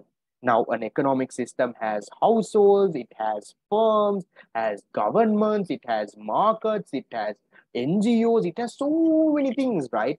Now, remember, when you say system, it's a collection of a lot of things. Now, when you say your respiratory system, I don't know what do you have. You have the heart, the lung, and the, I don't know, you have around 10 things, right? Just like that, economic system also has a lot of different things, right? That's the economic system. So then how do you classify economic systems? There are various classifications. Again, something that a lot of students don't know. I'll do this part and I'll give you a break, right? Don't worry. So how do you classify these economic systems, guys? These economic systems can be classified into based on three criteria. The first is the decision coordination mechanism. Okay. The decision coordination mechanism means if this economic system uses price mechanism to answer their basic economic problems, we can call this a market economy. If the economic system uses planning mechanism to solve the basic economic problems, we can then call it a command economy. Yeah. The second criteria is based on who owns the resources in the economy. That is the land, labor, capital, entrepreneurship. If the resources are owned by the private sector, then you say, capitalist economic system. If the resources are owned by the government, we say, in a socialist economic system, right? Now, this is what now our JVP fellows now connect this with the practical story. Yes, how many of you are JVP fans? No, Anura fans? I think he can do a better job than the other people. I don't talk politics though, but one thing that he's saying also is not something that I'm agreeing with. So, right? I feel, I know, I personally voted for them as well because I felt they were less corrupt than the other people. But then one thing that they're saying now is, right, the whole JVP thing, right? This whole, they're not JVP, what are they? I know, that's something, right? So, what are they saying? They don't want to privatize, right? Remember, when we're going to privatize state-owned enterprises, I think it's something that has to be done. Now the NPP, yes, right? They don't want to privatize. Why? Because they run with a socialist ideology. So the NPP says, right, that the government should own the resources. Government should run the businesses, which I feel is not the right thing to do. That's what I'm not agreeing with them there. Okay, that is the socialist ideology. Then what is the capitalist ideology? The private sector will run everything. Okay. And then finally, you have the third criteria based on the incentives. If the economy uses material incentives, you can call it a market.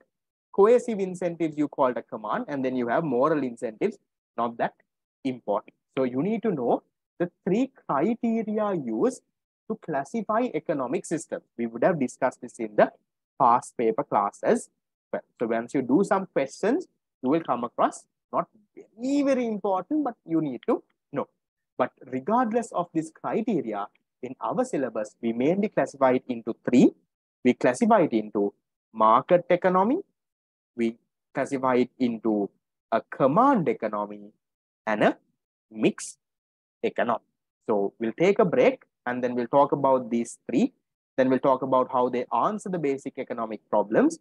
And then we have the last part of the unit that is on PPC and opportunity cost and this and that. And then the unit is done. Okay. Yes, if you privatize, it can't be this thing. Right. Okay, it's 34 now. Shall we take a break until 8:45? Please don't leave, right? Within these 3 hours, whether you are part of the fast track or not, come and at least finish unit number 1 within this week. Unit number 1 gives you 30 marks in your A-level paper.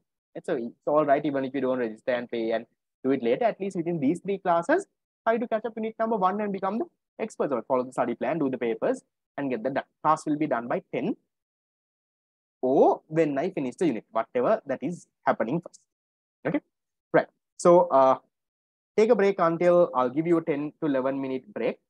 Okay, take a, guys, I don't have that much of time, so I'm starting at 8:45. Okay, so take a 10-minute break and come back.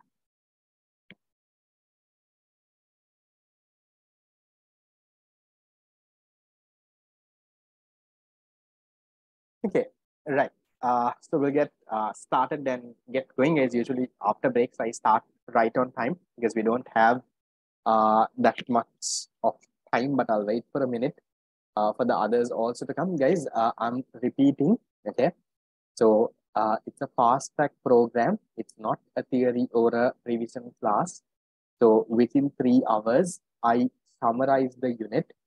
For me to summarize the unit, I understand I'm going fast, right? I feel bad when I see some questions on the chat box and I'm not able to answer. Okay. I'll anyway, after class, if you all have, I will anyway stay and clarify. There are days that I, with my past A-level students and all, sometimes class finishes by around 10 o'clock. I have stayed until around 12 o'clock clarifying doubts individual that we can do, not a problem. Okay. So I might sometimes ignore some of your messages. Sometimes genuinely I don't see it. It just goes up when like 100 messages come. Okay.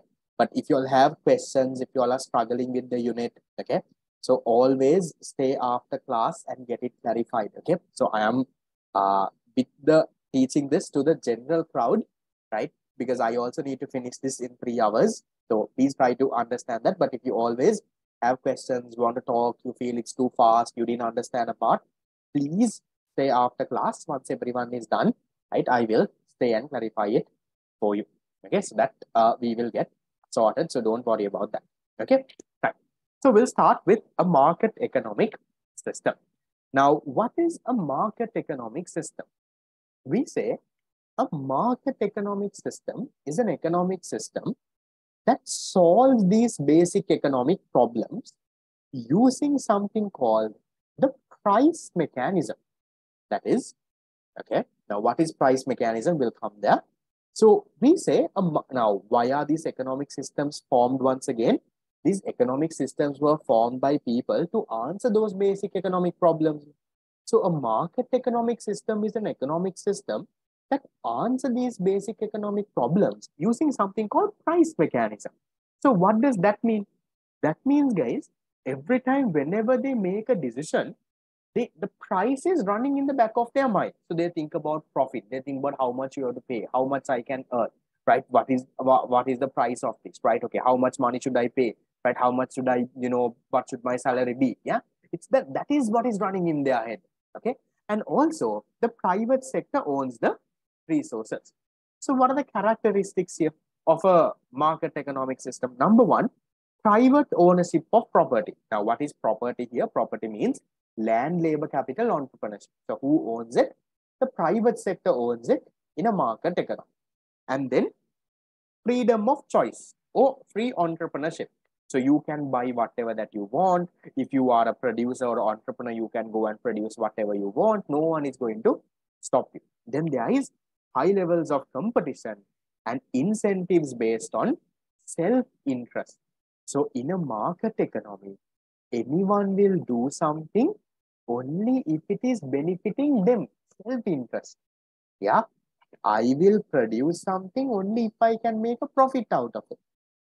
You will consume something only if you're getting a benefit out of it. Self-interest plays a main role. And then operation of price mechanism. There is consumer sovereignty. What is consumer sovereignty? That is the consumer is the most important person in a market economy. So based on what the consumer wants, only they will produce. If the consumer wants this, our producers will then produce. That's consumer sovereignty. And then limited role of the government. Now that is what you call a market economy. And remember in unit number 8, we learned in unit number 8, where this market economy is failing, where this is connected again, we study market failure at the beginning of unit number 8. This entire market economy that runs on price mechanism and private ownership, where it fails. Remember, we talk about this inefficiency in resource allocation, income inequality, macroeconomic instability. Yeah. For those who have learned unit number 8, you should now be able to connect the dots a little now. Okay. So we'll talk a little bit about what is this price as a what is this price mechanism and what is this fellow, right? This whole fellow called Adam Smith, right? He came up with so much of problem for y'all. If not for him, your syllabus would have been much more easy. Okay. So in somewhere around the 1700s, right? Now, these like around 300 odd years ago. Okay. So somewhere around in 1700s, this fellow called Adam Smith wrote a book called The Wealth of Nations. He also had nothing to do. He also had to write a book now. Okay. This fellow decided to write a book. So in his book, he talks about something called the price mechanism, and he says something about the what? Yes, like Cabral writing a book now, maybe 300 years people will curse the fellow, right? This fellow also wrote a book around 300, 400 years ago. So called Wealth of Nations. I also haven't read it, don't worry. Okay, in this he talks about price as a invisible force. Now, what is that, guys? Now, we'll just think, forget about this Adam Smith and all. Don't you think whenever we make a decision, somewhere in the back of our head, always we are thinking about the price of it? Don't you think, guys? Whenever we do something, right? Whether we like it or not, price is like an invisible force. No? Now, no matter when, now even this class now, right? When you come in class also, you think, class fee, this fellow is saying 4,000. Is it worth? Right? Korea, I have to pay around 300, 400, sometimes if I'm far. Is it worth? Right? Whether you like it or not, it is running in your head, guys. Right? And then some of you are thinking, okay, how much of data is going for my this one now, right? I am getting the 100 MB message also from Dialog. This fellow is not finishing the class all, right? Now what is happening? Okay, so, you know, so much of things happening, right? Whether no matter what we do, yeah, it's always the price that is running in our head. That is what Adam Smith said. Price acts as an invisible hand, right? So consumers, and not just the consumers, even the can't hear me. Give me a second. Yes, can you hear now? Sorry, it was lagging a little. Can you hear me now? Yeah, right. Okay, sorry. Okay. So back into my point, right? So what I was saying is, now, no matter what we do, right, whether it's a consumption or a production or whatever decision, that price is there, guys. So Adam Smith is saying, right, because of this, see, the unobservable market force that helps demand and supply of goods in a free market to reach equilibrium is called the invisible hand. What is the invisible hand? The price. So the price, whether we like it or not, in a market, now the unit number 2, it helps demand and supply to somehow come into equilibrium.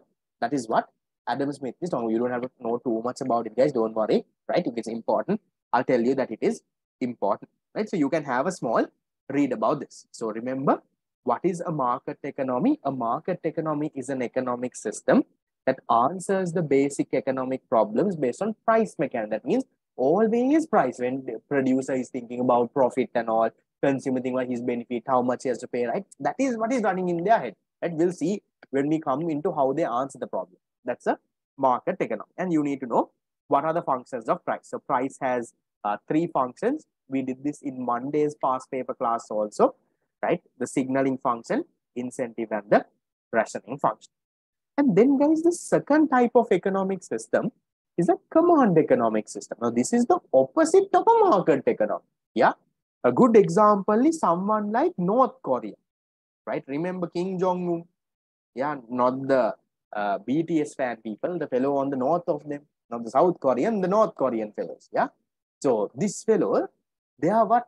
These fellows are command economics, or we can also call this, yes, you can put Cuba also here, right? Planned economic system. Now here, they don't work on price mechanism, not self-interest and profit-oriented way. These people are, government is only running the show. So there is someone called a Central Planning Authority. No, China is not really a this thing. China is more likely a social market. I'll come to that. Okay. China is close, but not now. Okay. Russia used to be, not now. Okay. So command economies is where the government is running the show, right? The government is the one deciding, right? We are going to produce this. This is how we are going to produce, right? We will only own everything. That's a command economic. It's not a planned economic system. See, they use something called what? A planning mechanism. So you can write down here, it's not here, right? They use something called a planning mechanism. What does this one use? They use price mechanism. These people use what? Planning mechanism, right? You're not fans of BTS. I'm also not fans of BTS, but I don't know, these days BTS is not there. No fans of BTS. I haven't seen them around.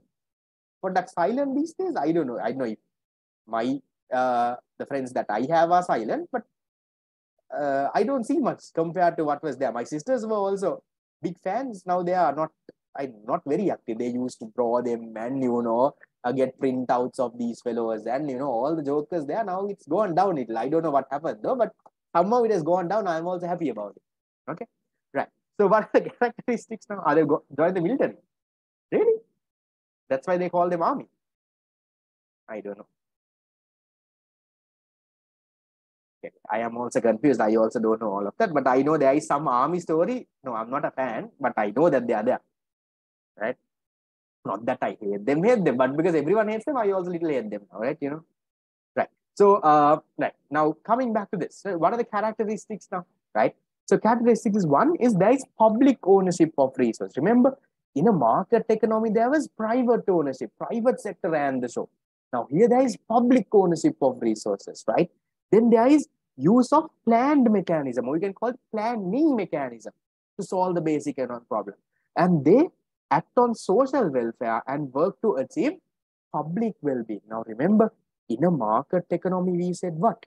Self-interest, no? What did these people want? Self-interest. They were thinking about themselves only, right? If it is good for me, I will do it. But command economy, good people, guys, they are not like that. What do? They focus on social welfare or public well-being. If it's good for the society, we'll do this. We don't care how much. Good for me, fine. Now, for example, let's say something like producing cigarettes.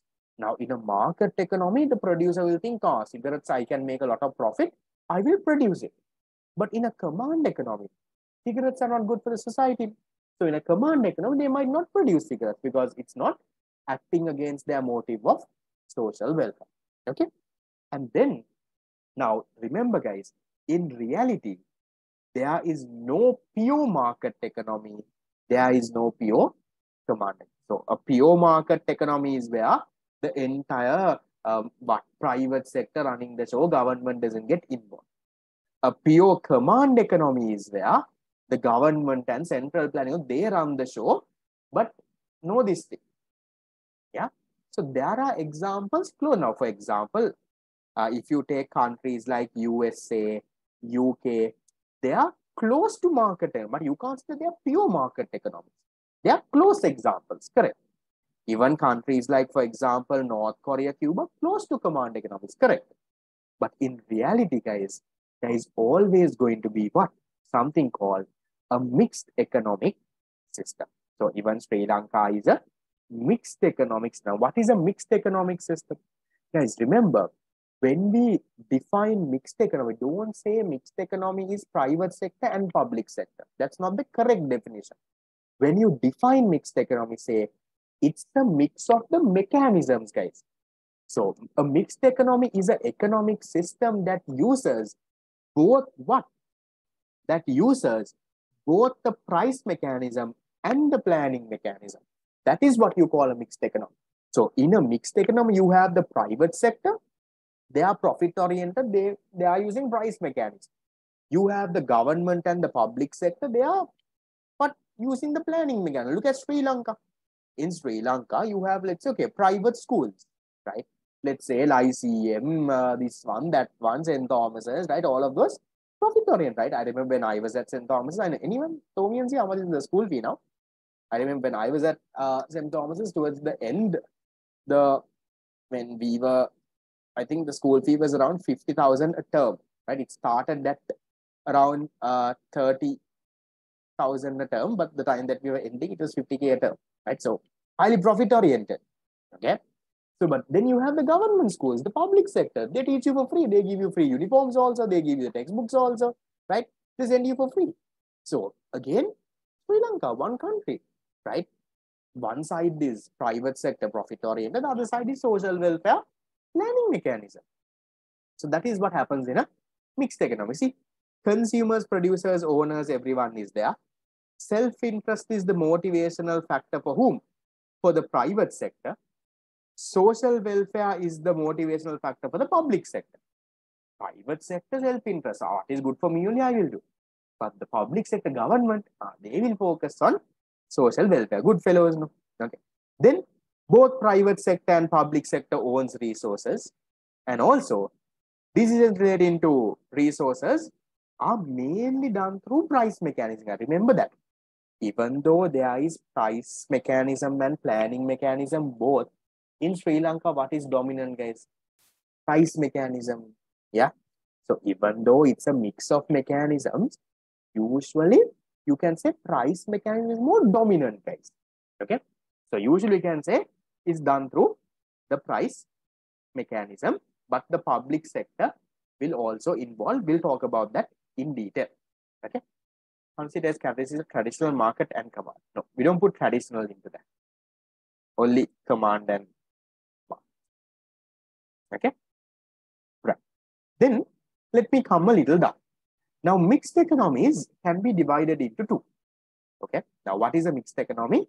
An economic system where you have both price and planning mechanism. Someone like Sri Lanka. So, a mixed economy, guys, that is divided into two.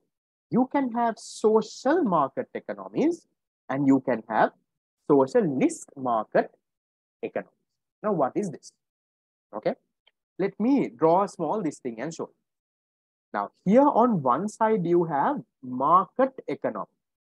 Now, market economy is where there is no government involvement at all. Okay.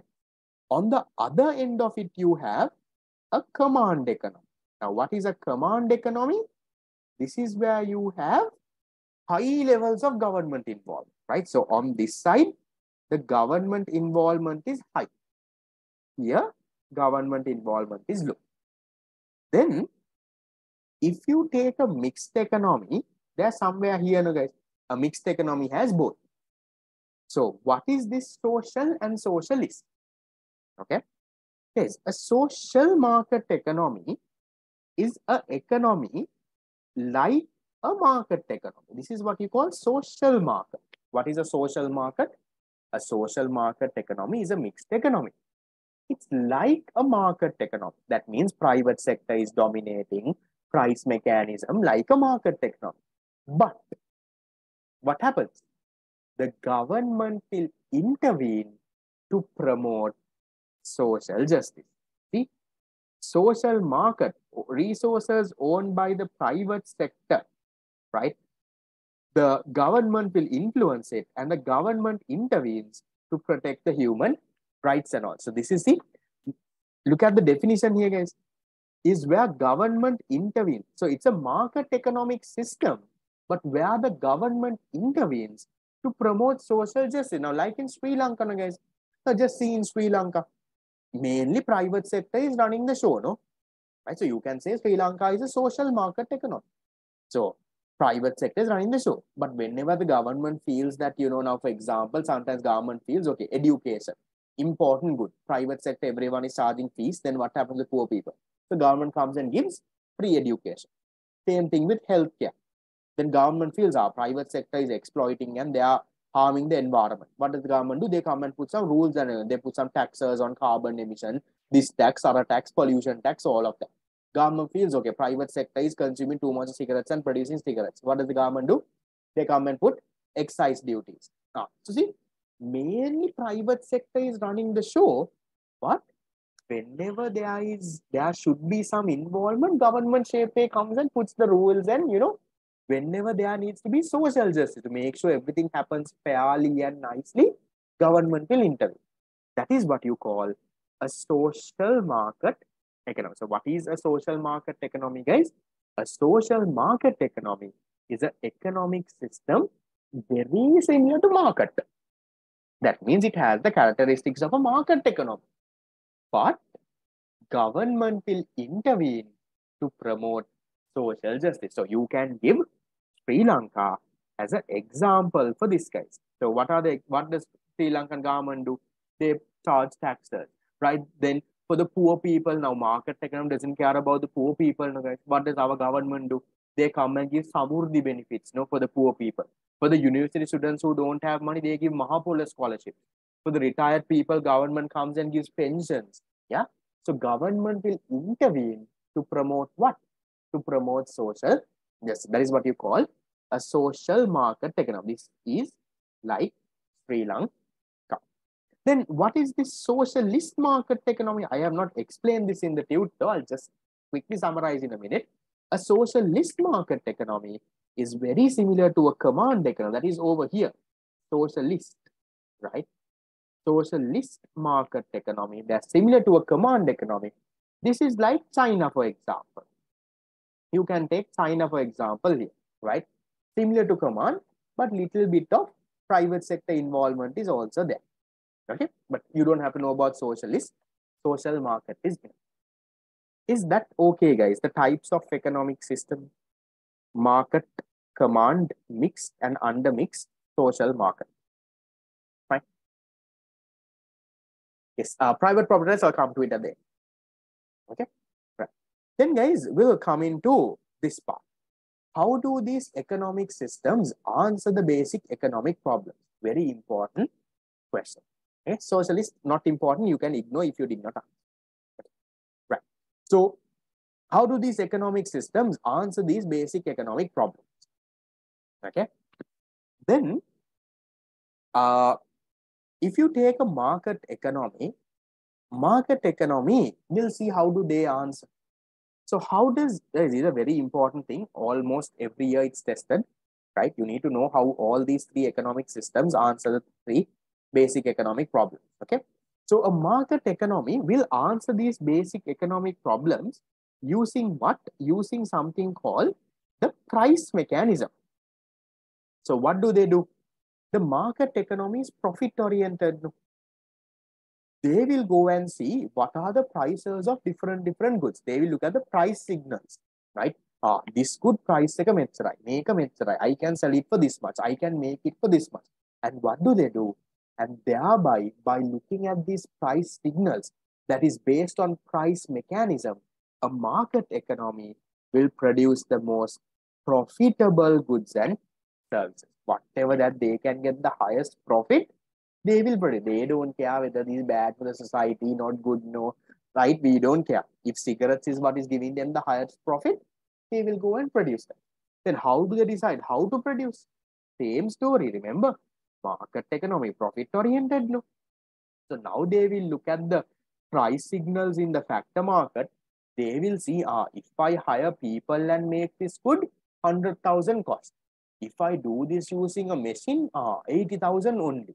So maybe capital is cheaper. So whatever that is minimizing their cost and maximizing their profit, they will choose that method. If labor intensive is cheap, they will use labor. If capital intensive is cheap, they will use capital. So whatever method that minimizes their cost and maximizes their profit, they would do that. And then how do they answer? Whom to produce? That's the next question. The whom to produce question. Now, right? Market economy, they don't care about fairness or anything, no. I produce the most profitable goods. If you have all the money to buy everything that I have, you come and buy. I don't care whether you get equally or not, right? Let's say, for example, okay, let's say, for example, I produce 100 loaves of bread. Let's say one of you all have the money to come and buy all 100. I don't care. If you can come and buy all the bread, I will give it to you, right? So again, based on what, guys? Based on purchasing power, based on price mechanism. Whoever who has the money can come and take the goods and go. They don't care about fairness or anything, right? That is how a market economic system answers the three basic economic problems. Now look at the other side of it, the planned one. They are different. See, how does a planned economic system answer what to produce? Market economy looks at prices and produces the most profitable one. Planned economy is a government run thing, guys. Like North Korea. What do? They using the resources that they have, they do something called input-output analysis. They see, from our inputs, right, we can produce these. And then they see, what is the output that is giving the highest social welfare? If we produce, what is it good for the society? And then they will produce that case. They don't care about profits. They see, inputs, we have these. With these inputs, we can produce these, right? And then these are the ones that is giving the highest social welfare. So let's go and produce that. That is how they will do. See, they will produce the goods with the greatest social welfare. But see, how does a market economy do? They look at the price signals, are profitable, we will produce. Planned economy, good fellows though, right? Social welfare. Same thing here, guys. How to produce? See, market economy based on the prices in the factor markets, labor, capital, most profitable way they produce, right? Whatever that is minimizing their cost. Now, how does a planned economy answer this? A planned economy, right? They will look at, right, whatever thing that is giving the highest benefit to the society. Now, for example, let's say during COVID, a lot of people have lost jobs. Maybe you can get a job done soon by putting into a machine or something you can do. But the market economy will think, okay, a lot of people lost jobs. No? So I will let people manually do this job. So the planned economy will create jobs like that and give sometimes. Because why? That is what is giving the highest benefit to the public. That's how they answer how to produce. Again, whatever method that gives highest benefit to the public. And then finally, the whom to produce.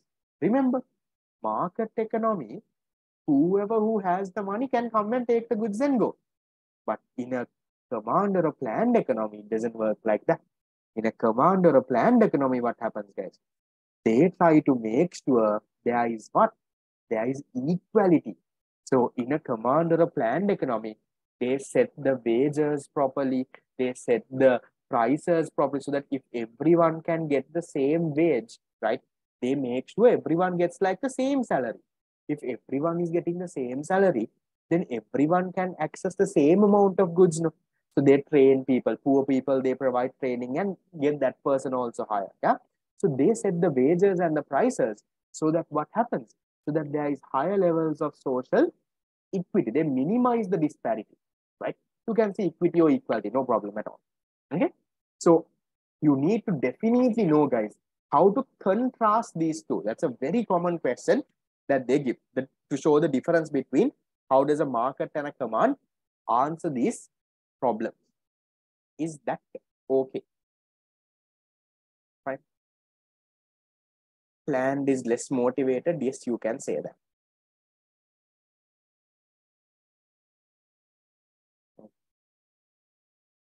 Right. Then, guys, we finally have a mixed economic system. Now, what is a mixed economic system? It's a combination. So a mixed economic system, okay, again, guys, remember in a mixed economic system, price mechanism is a little dominant. Yeah, see, on what to produce, mainly based on price mechanism. However, government will intervene. Just think, guys, now in Sri Lanka, how does the producer decide what to produce? Price mechanism, what is profitable, they will produce. But how does the government intervene? Government will intervene. Sometimes if the producers are producing, let's say, things like cigarettes, government will come and put a tax. They will intervene in that production decision. Yeah, that's how it happens in a mixed economy. And then again, how to produce? Again, mainly based on price mechanism, but government intervention. Now, for example, the market economy will produce in the most profitable way, whatever that is reducing their cost. But for example, what now sometimes, let's say now, if you have seen in Sri Lanka, you know, MAS and all, right? Now, MAS has factories usually in very rural areas, guys. Biyagama, right? Very, very far areas. They don't know. Ideally, if you have the factory somewhere in Colombo, it's easy, no, guys.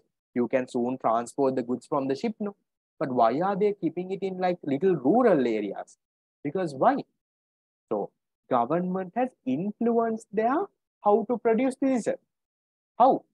Government has said, if you go and start factories in those rural areas and provide jobs for them, I will give you tax incentives. Colombo people anyway have jobs. Don't go and start factory there. Go and start your factory in a rural area. Then they also will get jobs. Develop that side also in the country. I will then give you tax benefits for 10 years. 10 years, don't pay tax then. Then what happens? So that how to produce decision maybe sometimes a little expensive for MAs to go and produce in the rural area because there maybe transportation cost is high because from that area they have to transport it to the Colombo port and export their goods, and whatever they import they'll have to get it. Maybe cost is high, but still government has influenced that decision. That is how it happens in a mixed sense. So mainly based on price mechanism. However, what can happen, guys? There can be government intervention. And finally, same thing with whom to produce. Mainly, if you look at a mixed economy, mainly based on price mechanism, whoever who has the money can go and get the goods. But what does the government do? Government intervenes. No, how? Government intervenes and charges taxes. From the rich people, they charge high income tax and give it to the poor people, as you know, some of the benefits, this and that, right? Then government will put controls on these merit goods and demerit goods, and they might provide sometimes free education, and they might do all of that. So remember, in a mixed economy, it's always mainly price mechanism, but there is high government influence, right? You can't do whatever you want. So you need to have a good idea there. Is that okay, guys? 3 economic systems answering the 3 basic economic problems. Okay. Right. So with that, 70% of the unit is done. Okay. We have a 30% of the unit to go. That is the last part, the production possibility. Traditional economic systems and all, they might not ask much, because remember, this is a summarized note, right? So there can be small areas that is not in this note. Yeah, so don't depend 100%. This note has around 90% of what is there in the unit. So I have summarized it and taken the most important and testable areas. So there can be areas that is not in this tute, right? This is a summarized tute for just 15 pages, no? Because otherwise I can't finish, no, if I put everything in this tute, right? So this, like a traditional economic system, those and all, I would have ignored in this tute. Okay, right. So then we have PPC. We have talked about opportunity cost. Then we have representing micro and macro, and then it is done. Right. So we have until page number 18. Where are we now in the tute? We are in page number 30. Right. So we have around 5 pages to go. Right. Because I just gave you all a break half an hour ago. Okay. I'm hoping that you all can continue. I'll give you a small break at around 8:40. Is the pace okay or is it too fast? Okay. Considering that I have to finish this in 3 hours also, I'll safe, right? Not is, again, I'm telling you, if you read and came, I think it should be okay, right? So if you're completely blank with the unit product, you know, I understand can be fast, but that's what I'm telling you, right? Remember, follow that plan that I told you at the beginning of the class. On Monday, you're supposed to read the theory revision notes. Tuesday, you're supposed to read this note and come. Then the pace will be fine. If you don't do any of that and come all of a sudden look at my pace and wait, then it's obviously going to be fast. So please do those and come, right? Those are the preconditions to get this done, right? Now we'll go into our next topic, PPC. And in the middle of this, if I feel you're a little tired, I'll give you a small 1 or 2 minute break. Okay. So quickly going into the pre-PC. Now you can forget all what you learned for now. Okay. Now what is a production possibility curve? A production possibility curve, guys, is a small diagram, right? It's a small line. It's a line that we draw connecting the maximum possible combinations of 2 goods a country can produce. So we are making an assumption. Let's take Sri Lanka.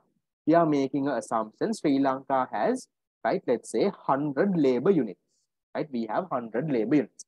We'll forget about capital and entrepreneur and land and everything. We only have 100 labor. That is our resources. So from this 100 labor, let's say we are producing 2 goods. Let's say one, we are producing food. The other thing we are producing is mobile phones.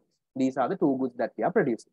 So a PPC will tell us, right, how much and how much we can produce. Now, for example, if we use all our 100 labor for food, maybe we can produce, let's say, 1,000 food, let's say 1,000 units of loaves of bread. But then we can't produce any mobile phone. Everything we have used for food. Let's say if we produce 900 food, then we can produce 10 mobile phones. Maybe if we produce, let's say, 800 food, we can produce 20 mobile phones. So what is the PPC showing us? The PPC is showing us the different combinations. So one axis is food, one axis is mobile phones. If you use all of this, right? If you use all of this, right? How much and how much you can do? So maybe here, this is 1,000 food, 0 mobile phone. This much of this one, this much, different combinations of different goods that can be produced. That is what the PPC is showing us. Okay. So then, guys, if you take, right, now the amount of goods and services we can produce depends on what, guys? Now I'm saying PPC is showing us the amount of goods and services we can produce. So what are the determinants of this PPC? The amounts of goods and services a country can produce depends on what? Depends on two things, right? Number one, how much of resources that country has. The resource endowment. What is resource endowment? How much? How much do we have? How much of land, labor, capital, entrepreneurship does the country have? The second thing is, how productive are these resources, right? That is, how is your technology? What are your management methods, right? Your level of human capital, your are you practicing division of labor and specialization? It depends on all of that.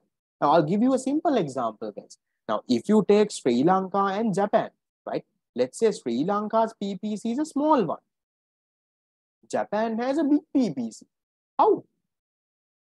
Maybe, can you just look at these reasons and give me one reason, guys? How do you think why do you think Japan's PPCs give me a practical reason based on these resource endowment and productivity and all? Why do you think? Maybe Japan has better technology, right? Yeah. So Japanese, right? They are really good with their tech. So because their tech is really, really good, right? So because of this factor, their PPC is much bigger than our one. Maybe they have better human capital. Maybe their people are well educated and everything. Maybe they have more entrepreneurs than ours. Yeah, you don't know what and what, right? So the size of your PPC, or what determines your PPC, guys, is two factors. One is your resource endowment and your resource productivity. That is how much of land, labor, capital, entrepreneurship you have, and then your productivity will depend on technology, management methods, human capital, and all of this. This is the most important thing that you have to know.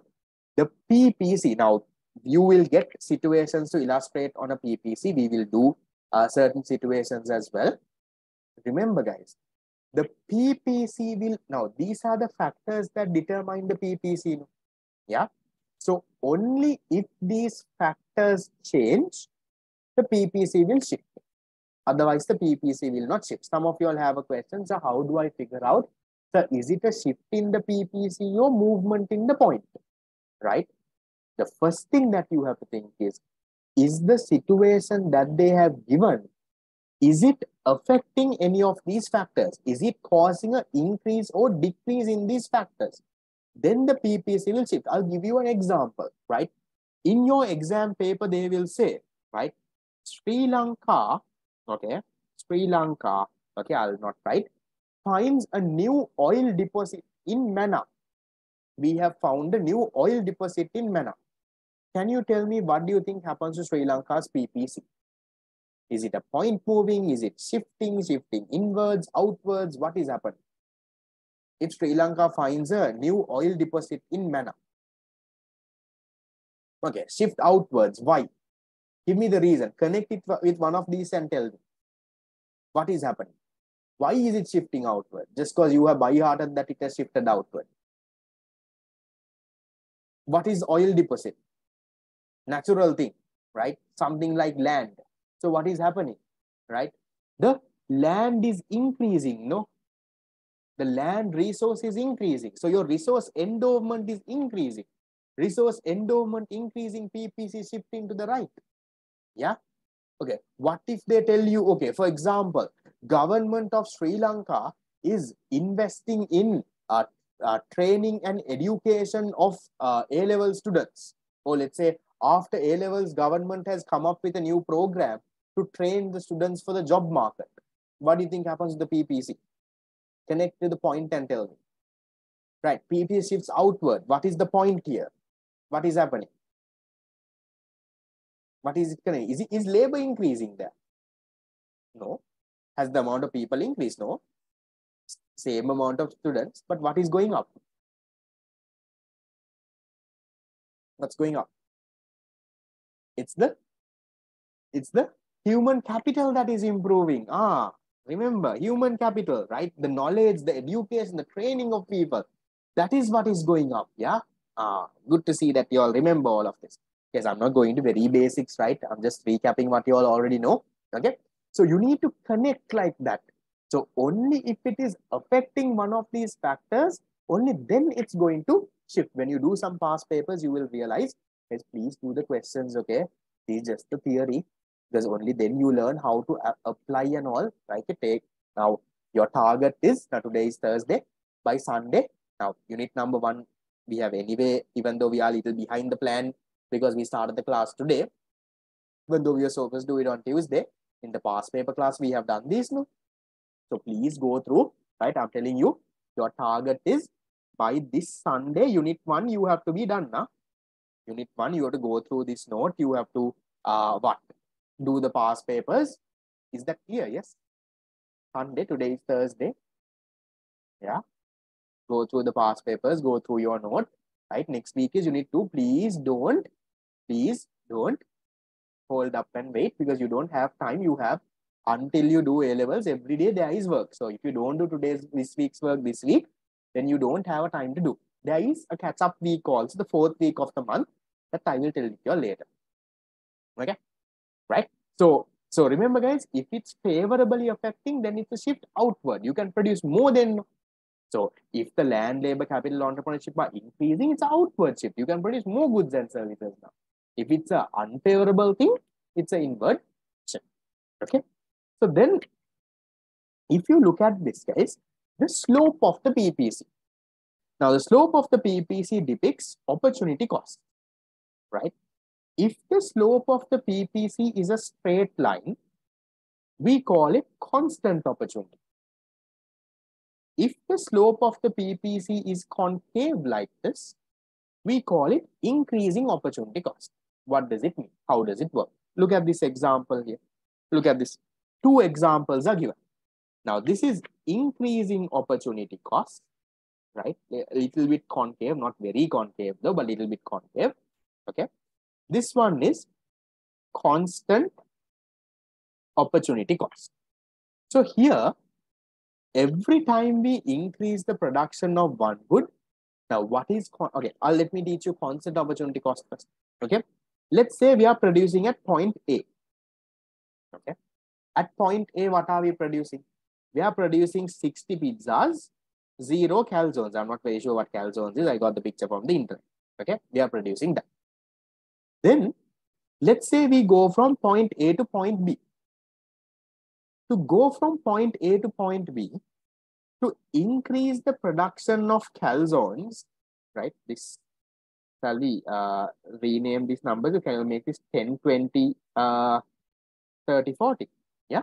So to increase the production of calzones by 10 units, you're giving up 10 pizzas.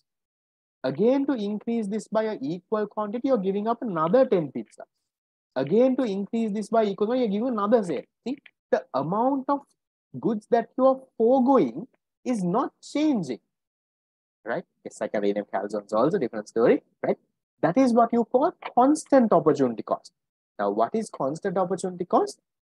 When you are trying to produce more and more of one good, no, it doesn't have to be the equal number, guys. Now, for example, you can show it as this also, right?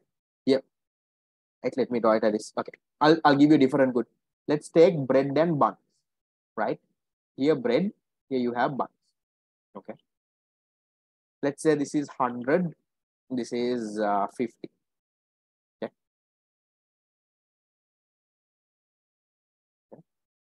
80, 60, 40, 20, 0, 10, 20, 30, 40. Okay, right? Look at this now. So every time you increase the production of buns by 10, you have to give up 20 bread now. So when you go from here to here, right, you increase buns by 10, reduce 20 bread. Again, when you go from here to here, increase buns by 10, reduce 20 bread. So the amount that you are sacrificing is constant. No? Every time you are sacrificing 20, 20, 20, 20. That is what you call constant opportunity cost. So every time you increase the production of one good by equal quantities, the amount of the other good that you sacrifice remains constant, constant opportunity cost. Then what is increasing opportunity cost? Look at this now. See, now, first, okay. Yeah, look at this, okay. To produce the first 10 units, let's say I'm going from 100 to 90, sacrificing 10. Now to produce the next 10, I'm going from 90 to 70, I'm sacrificing 20. To produce the next 10, from 70, I'm going to, let's say 40. I'm sacrificing 30. So I'm sacrificing what, guys? I'm sacrificing more and more and more and more. That's what you call increasing opportunity cost. To increase the production of one good by equal quantities, if I'm giving up more and more of another good, that's increasing opportunity cost.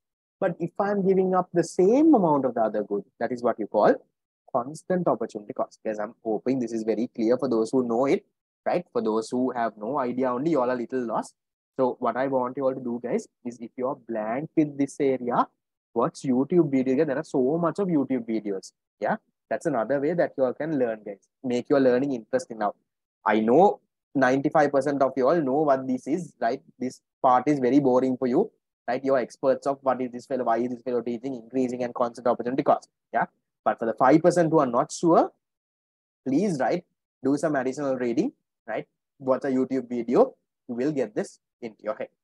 So then, guys, if you look at it, right now, yes, I all safe with this, fine, increasing and constant opportunity cost. Okay, no? Not bad, no? You all know, no? Constant is the straight line. In the past paper class also, we did so much of this. Yeah, right.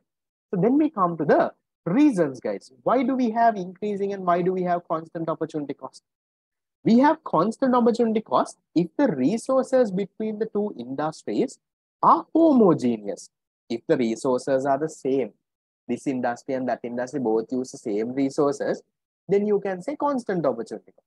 And also, if the resources efficient for one industry are efficient for the other industry also, then also constant opportunity cost. Then what are the reasons for increasing opportunity cost? If the resources are non-homogeneous, resources efficient for one industry are not efficient for the other industry, if the technology used is different from one another, then you will have increasing opportunity cost. From the two situations, which one is the more practical situation in real life, guys?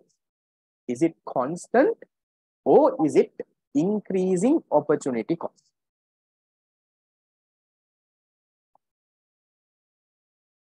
What would you have? Others, I have around 50 answers. Others fall asleep. Yes, and give me, I'm asking you not to get, just to see whether you are awake also. Right, another 25 minutes to go. Don't worry.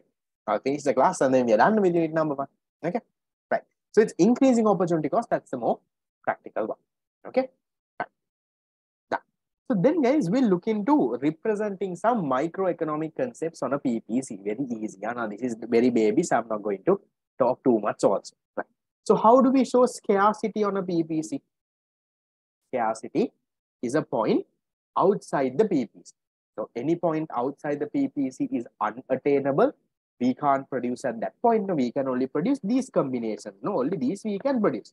So any point outside the PPC, we call it scarcity.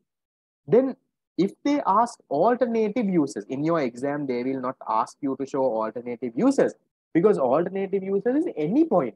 Even if you draw it here, even if you draw on the PPC, even if you draw inside the PPC, if you draw anywhere, they have to give you marks. That is alternative uses. But if they ask you to show a choice, you can draw 2 points, right? You can show here point A is there, point B is there. So the economy has to choose either A or B. That is, are they going to produce 150 of this and 150 of this? Or are they going to produce 75 of this and 175 of this? So you can, draw 2 points and show the economy has to choose between this and this. Then how do you show opportunity cost on a PPC? Simple, guys. Now, opportunity cost. Okay, we'll quickly read this graph. Guys, can you tell me what is the opportunity cost of going from A to B? Opportunity cost of going, we'll see how many of you all can do this. From A to B, what is the opportunity cost? You need to give me with what all. You can't just give me a number, guys. Tell me. When I'm going from A to B, I am increasing the production of capital goods by 30. To increase the production of capital goods by 30, what am I sacrificing? That's my opportunity cost. I am sacrificing 100 units of what? 100 units of consumer. So what is the opportunity cost of going from A to B? That is 100 units of consumer goods. What if I ask this to you the other way? What is the opportunity cost of going from B to A? Now what could you give? What's the opportunity? What if they're going the other way? Initially they were here, now they are going here. Now they're going this side. Now what is the opportunity cost? Think and tell me, what are they sacrificing? That is only opportunity cost. Opportunity cost is what now? Now it is 30 units of capital goods. Right, now this is when you're moving from here to here. What if in the question they ask you, what is the opportunity cost of, right? What is the opportunity cost of producing 200 consumer goods? Can you give me an answer to this? If you know this, you are ideal. What is the opportunity cost of producing 200 consumer goods? Think. What is the opportunity cost of producing 200 consumer goods? Think, guys. If you produce 0 consumer goods, you can produce 200 capital goods. Because you're producing 200 consumer goods, you can produce only 150 capital goods. So what have you sacrificed? Because you're producing 200 consumer goods, what have you sacrificed? You have sacrificed 50 capital goods, right? That is your opportunity cost. So here I am not asking moving from here to there anyway. I am simply asking, what is the opportunity cost of producing 200 consumer goods? This one, right? What is the opportunity cost for that? So because you're producing 200 consumer goods, think how much of capital goods can't you produce? Because you're producing 200 consumer goods, you draw the line, you can produce only 150 capital goods. So this 50 you can't produce. No? That is your opportunity cost. Is that clear? No, you divide that is to get marginal opportunity cost. Okay, right. Then what if I ask you, what is the opportunity cost of producing 150 capital goods? What is that? What is the opportunity cost of producing 150 capital goods? Because I'm producing 150 capital goods, can you look into the axis and tell me how much consumer goods can't I produce? Not how much I am producing, how much I can't produce. Because I'm producing 150 capital goods, yeah, I can only produce 200 consumer. So this 100 consumer goods, I can't produce. That is my opportunity cost. Remember, there were past paper questions from this MCQs. Remember? A nice diagram, KM and some letters and all. What is the reduction in the opportunity cost? So after today's class, when you do the papers, right, go through a little and revise that part. Okay. That is also done. Then guys, this is the only tricky part. After that, the unit is done. So, right. So not tricky also, right? So then we come into this concept called economic efficiency. Now, what is economic efficiency, right? Because I understand it's a little hard, Zoom class, 3 hours in, not easy, right? And I know I'm not the most fun and entertaining fellow. I also can't tell you much stories also because, we only have 3 hours and I need to finish it, last 6 months, no, right? So we'll somehow get this done. The books, guys, I'll be couriering it on Sunday, most likely, Sunday or Monday. So you should get it by around next Tuesday. That's the ideal day. Okay. I'll let you all know. Okay, right. So then coming into economic efficiency, right? I'll do this part and I'll give you 1 minute to walk around. So, okay. So what is economic efficiency? Economic efficiency, we say, is where you try to get, right? Where you try to get, you produce the, right? What is economic efficiency? Is a situation where you produce the most desired goods what the society wants, right? At the most efficient level, that is without wastages or anything, right? You produce what the society wants at the optimal level. So producing the most desired goods and services, that is the allocated efficiency part. Producing at the optimal level is the production efficiency part. Now, what is economic efficiency? Economic efficiency is where an economy produces the most desired goods and services at the most optimal level, right? That is by using all of its resources properly, no wastage, no unemployment, nothing. By using all of it, you're producing the most desired goods and services. So for you to achieve economic efficiency, there are what? There are 2 conditions. Condition number 1 is production efficiency. Condition number 2 is allocative efficiency. Okay.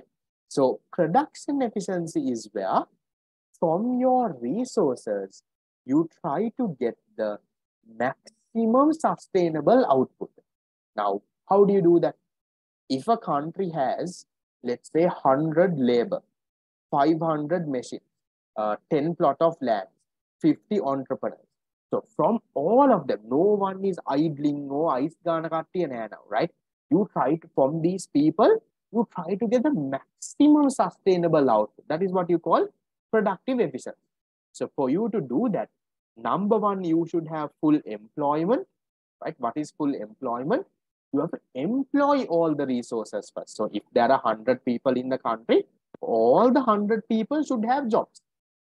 And there should be full production also. What is full production? In addition to all these 100 people having jobs, at least they should be working in their full production capacity, 8 hours a day. Now, okay, if I give you an example, guys, let's say a country has 1,000 people, okay? From this 1,000 people, okay, let's say they have employed all 1,000 people. Have they achieved full employment? Yes or no? There are 1,000 people in the country. They have employed all the 1,000 people. Have they achieved full employment? Yeah, no, you can say, yeah, fine. Right. What if all these 1,000 people employed are working only 4 hours a day? Have they achieved full production? Full employment? Yes. All the 1,000 people have jobs, correct. But have they achieved full production? No, because one person can work at least 8 hours a day in a normal capacity.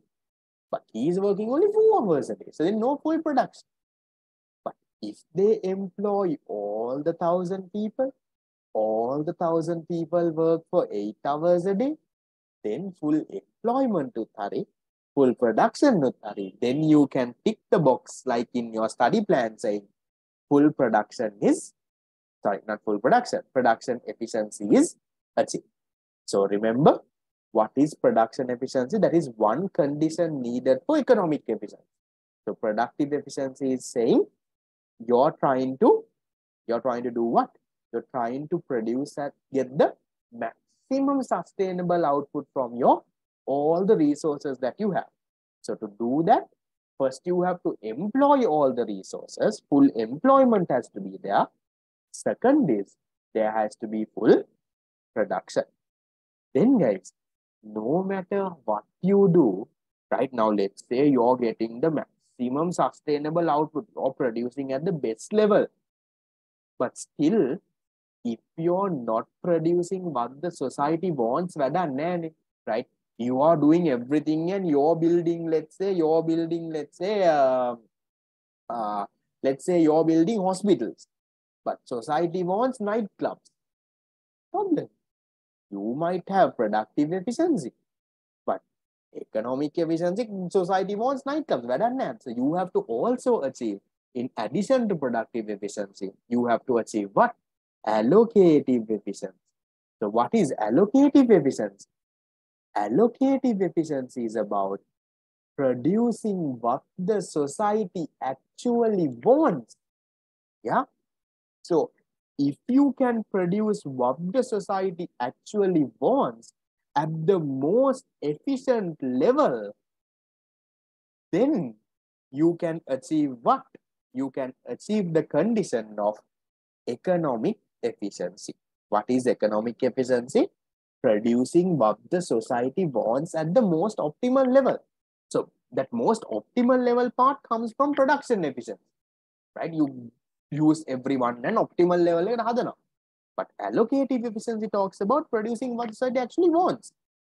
So when you combine both of this, you then get what? You then get economic efficiency, right? So that is where I would. So economic efficiency, you have a condition that is marginal cost has to be equal to marginal benefit. I will not go too further onto that. So how do you show this on a diagram, guys? Okay. Any point on the PPC, you need to remember this highly tested essay and MCQ area. When you do past papers, you will see. Okay. Any point on the PPC is productively efficient, right? Any point on the PPC denotes productive efficiency. But allocative efficiency is only one point. So in order for you to meet allocative efficiency, the condition is the marginal cost and marginal benefit of that product should be equal. Now here, I can complex the diagram by drawing another one here like this. That would have been there in your theory too, but for now I'll not do that. Okay. So if you look at this, MC and MB is equal here. I connect a line, right? So this is the point where you have what? Where you have allocative efficiency. Remember, any point on the PPC, right? Any point on the PPC will depict productive efficiency. Okay. But allocative efficiency is only one specific point. For allocative efficiency, what should happen? The marginal cost should equal to marginal benefit. You all would have learned. So in my diagram, that is over here. So only in point B in my diagram, you have both production and allocative efficiency. Both conditions are met. So both conditions are met means that is the only point you will have economic efficient. Is that clear, guys? Just a small recap of what you have already learned. If you are learning this for the first time, this will be complete Greek for you. Right? First time people, this is going to be Greek complete. Right? For those who have some basic ideas, would be okay. Right? Then coming to the last few things. So we have 10 minutes to go. I think I can finish. Right? We'll see if I can finish in 10 minutes. Today I took half an hour to talk about the plan, and that's the problem. Okay. So we'll quickly go in, right? We'll see if I can finish this in 10 minutes to go. Okay. Representing macroeconomic concepts. Simple story. We'll start with full employment and unemployment. So how do you show full employment on a PPC? Any point on the PPC. So any point on the PPC will denote full employment. Okay. Any point inside the PPC will denote unemployment. So any point inside unemployment. So if they say increase in unemployment, heading towards unemployment, then you can draw arrow and show. If they just say unemployment, just draw the point. Or you can say from unemployment, there is further unemployment, then you can draw it like that. Maybe if they say decrease in unemployment, then you can draw from here to here, point like this. Yeah, that's how you show unemployment and full employment. Now, how do you show a recession? Now, a recession is something that was common when there was COVID. When there was COVID, everyone is saying, oh, economy is heading to a recession, recession, recession. What is recession now? A recession is a situation where the aggregate demand in the economy comes down. Aggregate demand we study in unit number 6. That means now people are not spending, right? Aggregate demand has come down. So when the aggregate demand in the economy comes down, guys, what happens to the amount of output the firms are producing? Now the output also comes down. Now, for example, let's take clothes. Yeah. Now, during COVID, we were not buying clothes, no, when we were not going shopping and doing this festival shopping, and no, right? Demand came down. When the demand comes down, what do these clothes producers do? No Limit, Fashionbug, Godel, all of them, they also reduce their production now, right? Earlier, if they produced, let's say, 1,000 t-shirts a day, now they are producing only 100 t-shirts a day. So when the output comes down, guys, do you think you need the same amount of resources to produce this now? Now, earlier, you were employing 100 machines and 500 people and producing 1,000 t-shirts. You're producing only 100 t-shirts when no one is buying, no. So now what happens? When the output comes down, what happens, guys? The unemployment increases, right? People are now losing jobs. Machines are going idle. Yeah. The unemployment in the economy increases along with the recession. That is exactly why you show that with a point moving inwards. That's how you show a recession. What is a recession? It's a situation where the demand for goods decrease. Because demand is decreasing, firms are producing less. Yeah. Firms are producing less means, yeah, there is unemployment. So idle doesn't mean wasting. Idle means they are doing nothing. It's just there. Now machines and all are just idle. Just machines are there. No one is operating it. Right? Because you're only producing 100 t-shirts, so you don't need to operate all the machines. Just those machines are also getting unemployed. Yeah, that is recession. Now, what if this recession continues? What if there was lockdowns and recession continued for 2 or more periods? Now what happens? Now those resources that were unemployed can start to get destroyed now. Right now, if you keep a machine for 6 months without doing anything, now 6 months later you're coming and saying, my machine no problems, right? What is happening? Your capital is now going down. Capital is a part of your resource endowment. I told you, when resource endowment or resource productivity change, PPC will shift. What's happening? If the recession continues, right, the unemployed resources will now start to get destroyed. That is your capital stock going down. Now the PPC, this is a severe recession, guys, a depression. This is not the depression that you have when your girlfriend or boyfriend leaves. This is economic depression, right? Where the economy PPC shifts inwards. Yeah. So recession is a short-term thing. Usually, if a recession continues for 2 or more quarters, you call it depression. This can also be called a decline, economic decline. Okay. Right. Then how do we show? Yes. Are we okay so far? Yes. Yep. Last few, I have 6 minutes to go. Can. Right. Okay. Then we have economic growth, right? So how do you look at economic growth now? Now, when there is economic growth, what happens? The technology in the economy improves, right? Along with the technology improving, then you can have what? More and more resources. Now, more buildings are built, more factories are built. So what happens? The PPC will now shift outward. That is what you call economic growth, PPC shifts outward.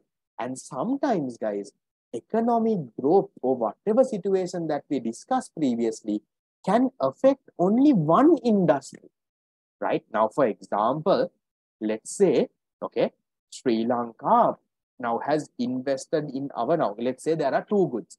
One is the food industry, other one is our tech industry, okay, the tech and all of them. Let's say Sri Lanka has invested a lot of money into University of Moratuwa and these tech universities and built our tech side. Because of that, can we produce more food? Can't know when. Food production can't increase. So then what happens? The PPC shifts only from one side only. The tech industry will grow. There are questions in the paper, right? The class that we will be doing tomorrow. Okay. So we'll discuss that. Is that okay? What happens to aggregate supply during a recession? It is not affected much. The aggregate demand is what is affected. In a depression, you can say the supply is also decreasing. Okay, right. Here's okay, one more thing before you all start leaving. Okay, like before I come to this, guys, tomorrow we are discussing this paper. Okay, so I want you all, tomorrow class is from 7 to 10 p.m. Okay, so there is a 100-mark paper that you're supposed to do and come. This paper will only take 2 hours. Time it and do it. Okay, so what you can do is, I understand that tomorrow's class is also free, guys. It's this week is free. Tomorrow and day after, the first week of the fast track program. So the tut is sent in the group.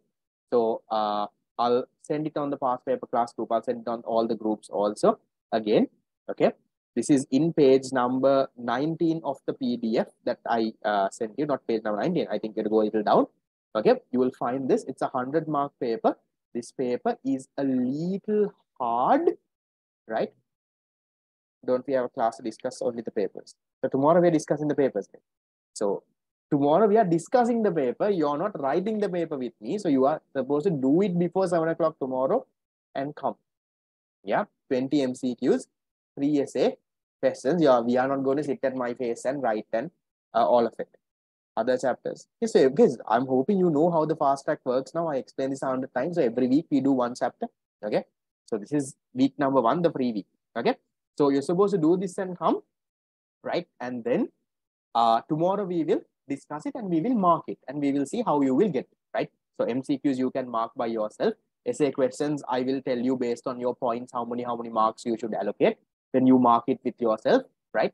The mock exam at the end of the month, that I will mark and give. That you have to submit your answers. I will mark that and give. These small papers, I don't mark it. You can mark them because otherwise it becomes too hectic for me. At the end of the month, 4th week, there is a big mock exam. That is like a 50 MCQ, 10 essay question paper. That I will mark and give, right? We will discuss that also. That is in the 4th week. So tomorrow you need to do this and come, right? So that we will discuss. And then Saturday, we'll talk about the doubt clearing later. Or we can push the doubt clearing Sunday also if you all want some time to study the unit. That we'll decide tomorrow. Okay, right. Coming to the last area. Okay. I mean, without all 3 classes per week, only a paper class. No, there is no nothing. There is a past paper class that happens on Monday, guys. Okay, right. So coming into current consumption and economic growth. Very simple story. So if you look at an economy, they can produce 2 goods, 2 types of goods. One is capital goods, the other one is consumer goods. So let's take 2 economies, the first graph and the second graph. So this is economy A and this is economy B. So let's say economy A is currently producing a lot of consumer goods. Now, what are consumer goods? Consumer goods are the goods for your day-to-day consumption. No, clothes, food, right? Mobile phones, those kind of things. Economy B, they are producing a lot of capital goods. Yes, what can you tell about the current living standard? Now, economy B is producing factories and machines and buildings. Whose current living standard is high, A or B? Current living standard, who has a better current living standard, enjoying luxury life and all of that? Who? A or B? The economy producing consumer goods or the economy producing buildings and A, right? current living standard is these people, guys. Now, currently, they have, good food, nice mobile phones, AC at home, and everything, right? Their current living standard is high. These people current living standard is low, guys, right? They are producing factories and machines, and people don't have choice in food, and people have only basic food, right? They are producing those. But then what happens? Because they are producing a lot of capital goods, what happens in the future? Now, these people are sacrificing their current consumption.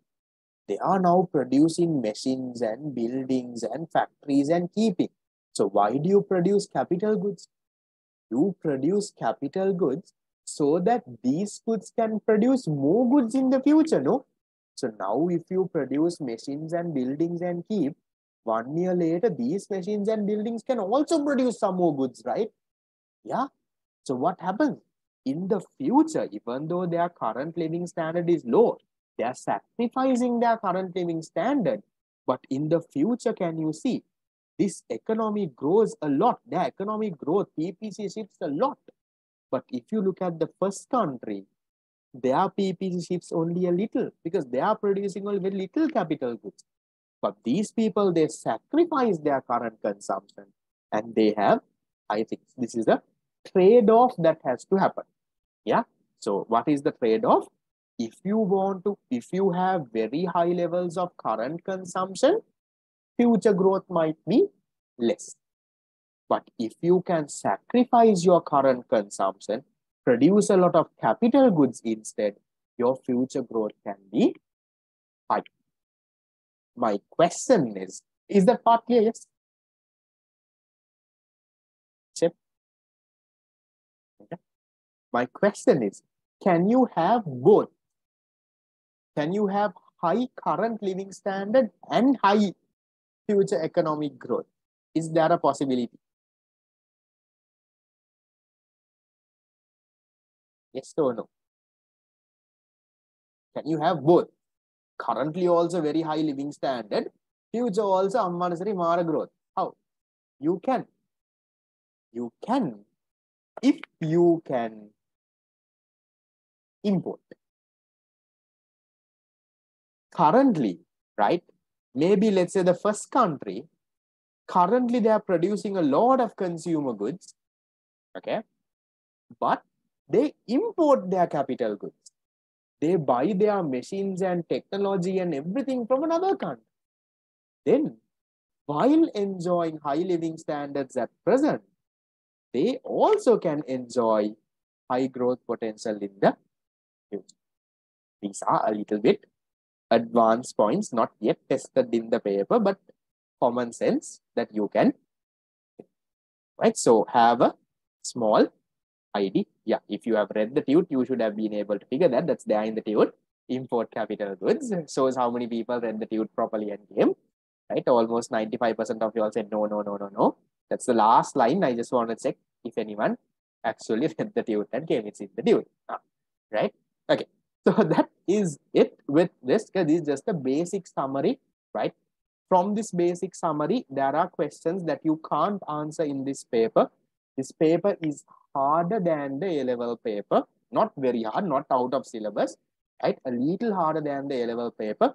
There are things that is not in this summary note. That's the whole point for me to recap whatever that is not in the summary note also. So sometimes just by reading the summary note, you might not be able to answer this. Now, for example, which of the following is social overhead capital? Social overhead capital, I didn't even teach you today in the summary note, right? So do this and come. The paper will cover the other small and important and hard areas. So there are 20 MCQs, 3 essay questions. If you don't have a printout, fast track people, you will get the book, don't print it. Others, if you want, you can get a printout if you all want. Write answers and come. So tomorrow's class is going to be from 7 to 10, unless it is clashing with the ones from Satya College, Miss Mariams and Sukrisers, I doubt. I want to finish it tomorrow so that we can at least catch up and go on track properly next week. I don't want to push it next. Okay. So 7 to 10, I will get this done. Right. So tomorrow is our next class. Just keep your friends informed. 7 to 10 p.m. tomorrow. That's the one that we were supposed to do on Thursday. Got no plan. Remember our plan at the very beginning. Thursday, we are supposed to discuss the paper. So this class is what we did today, right? This discussion class is what we will be doing tomorrow. Yeah, that is what we can do, right? So you can call it a day and you all can leave. As the fast track fee is there, it's communicated 4,000 a month. You all can pay and register. There is around 60 odd people from ITU to 20 odd from Satya, I guess. There will be around another 20 slots odd left. So you all can pay and register because I've only printed that amount of tudes. So if you are registering, make sure that you register on time. So see you and have a nice day. Anyone has questions, I'm free to stay and clarify. The others can leave. See you all. Bye-bye. See you all tomorrow.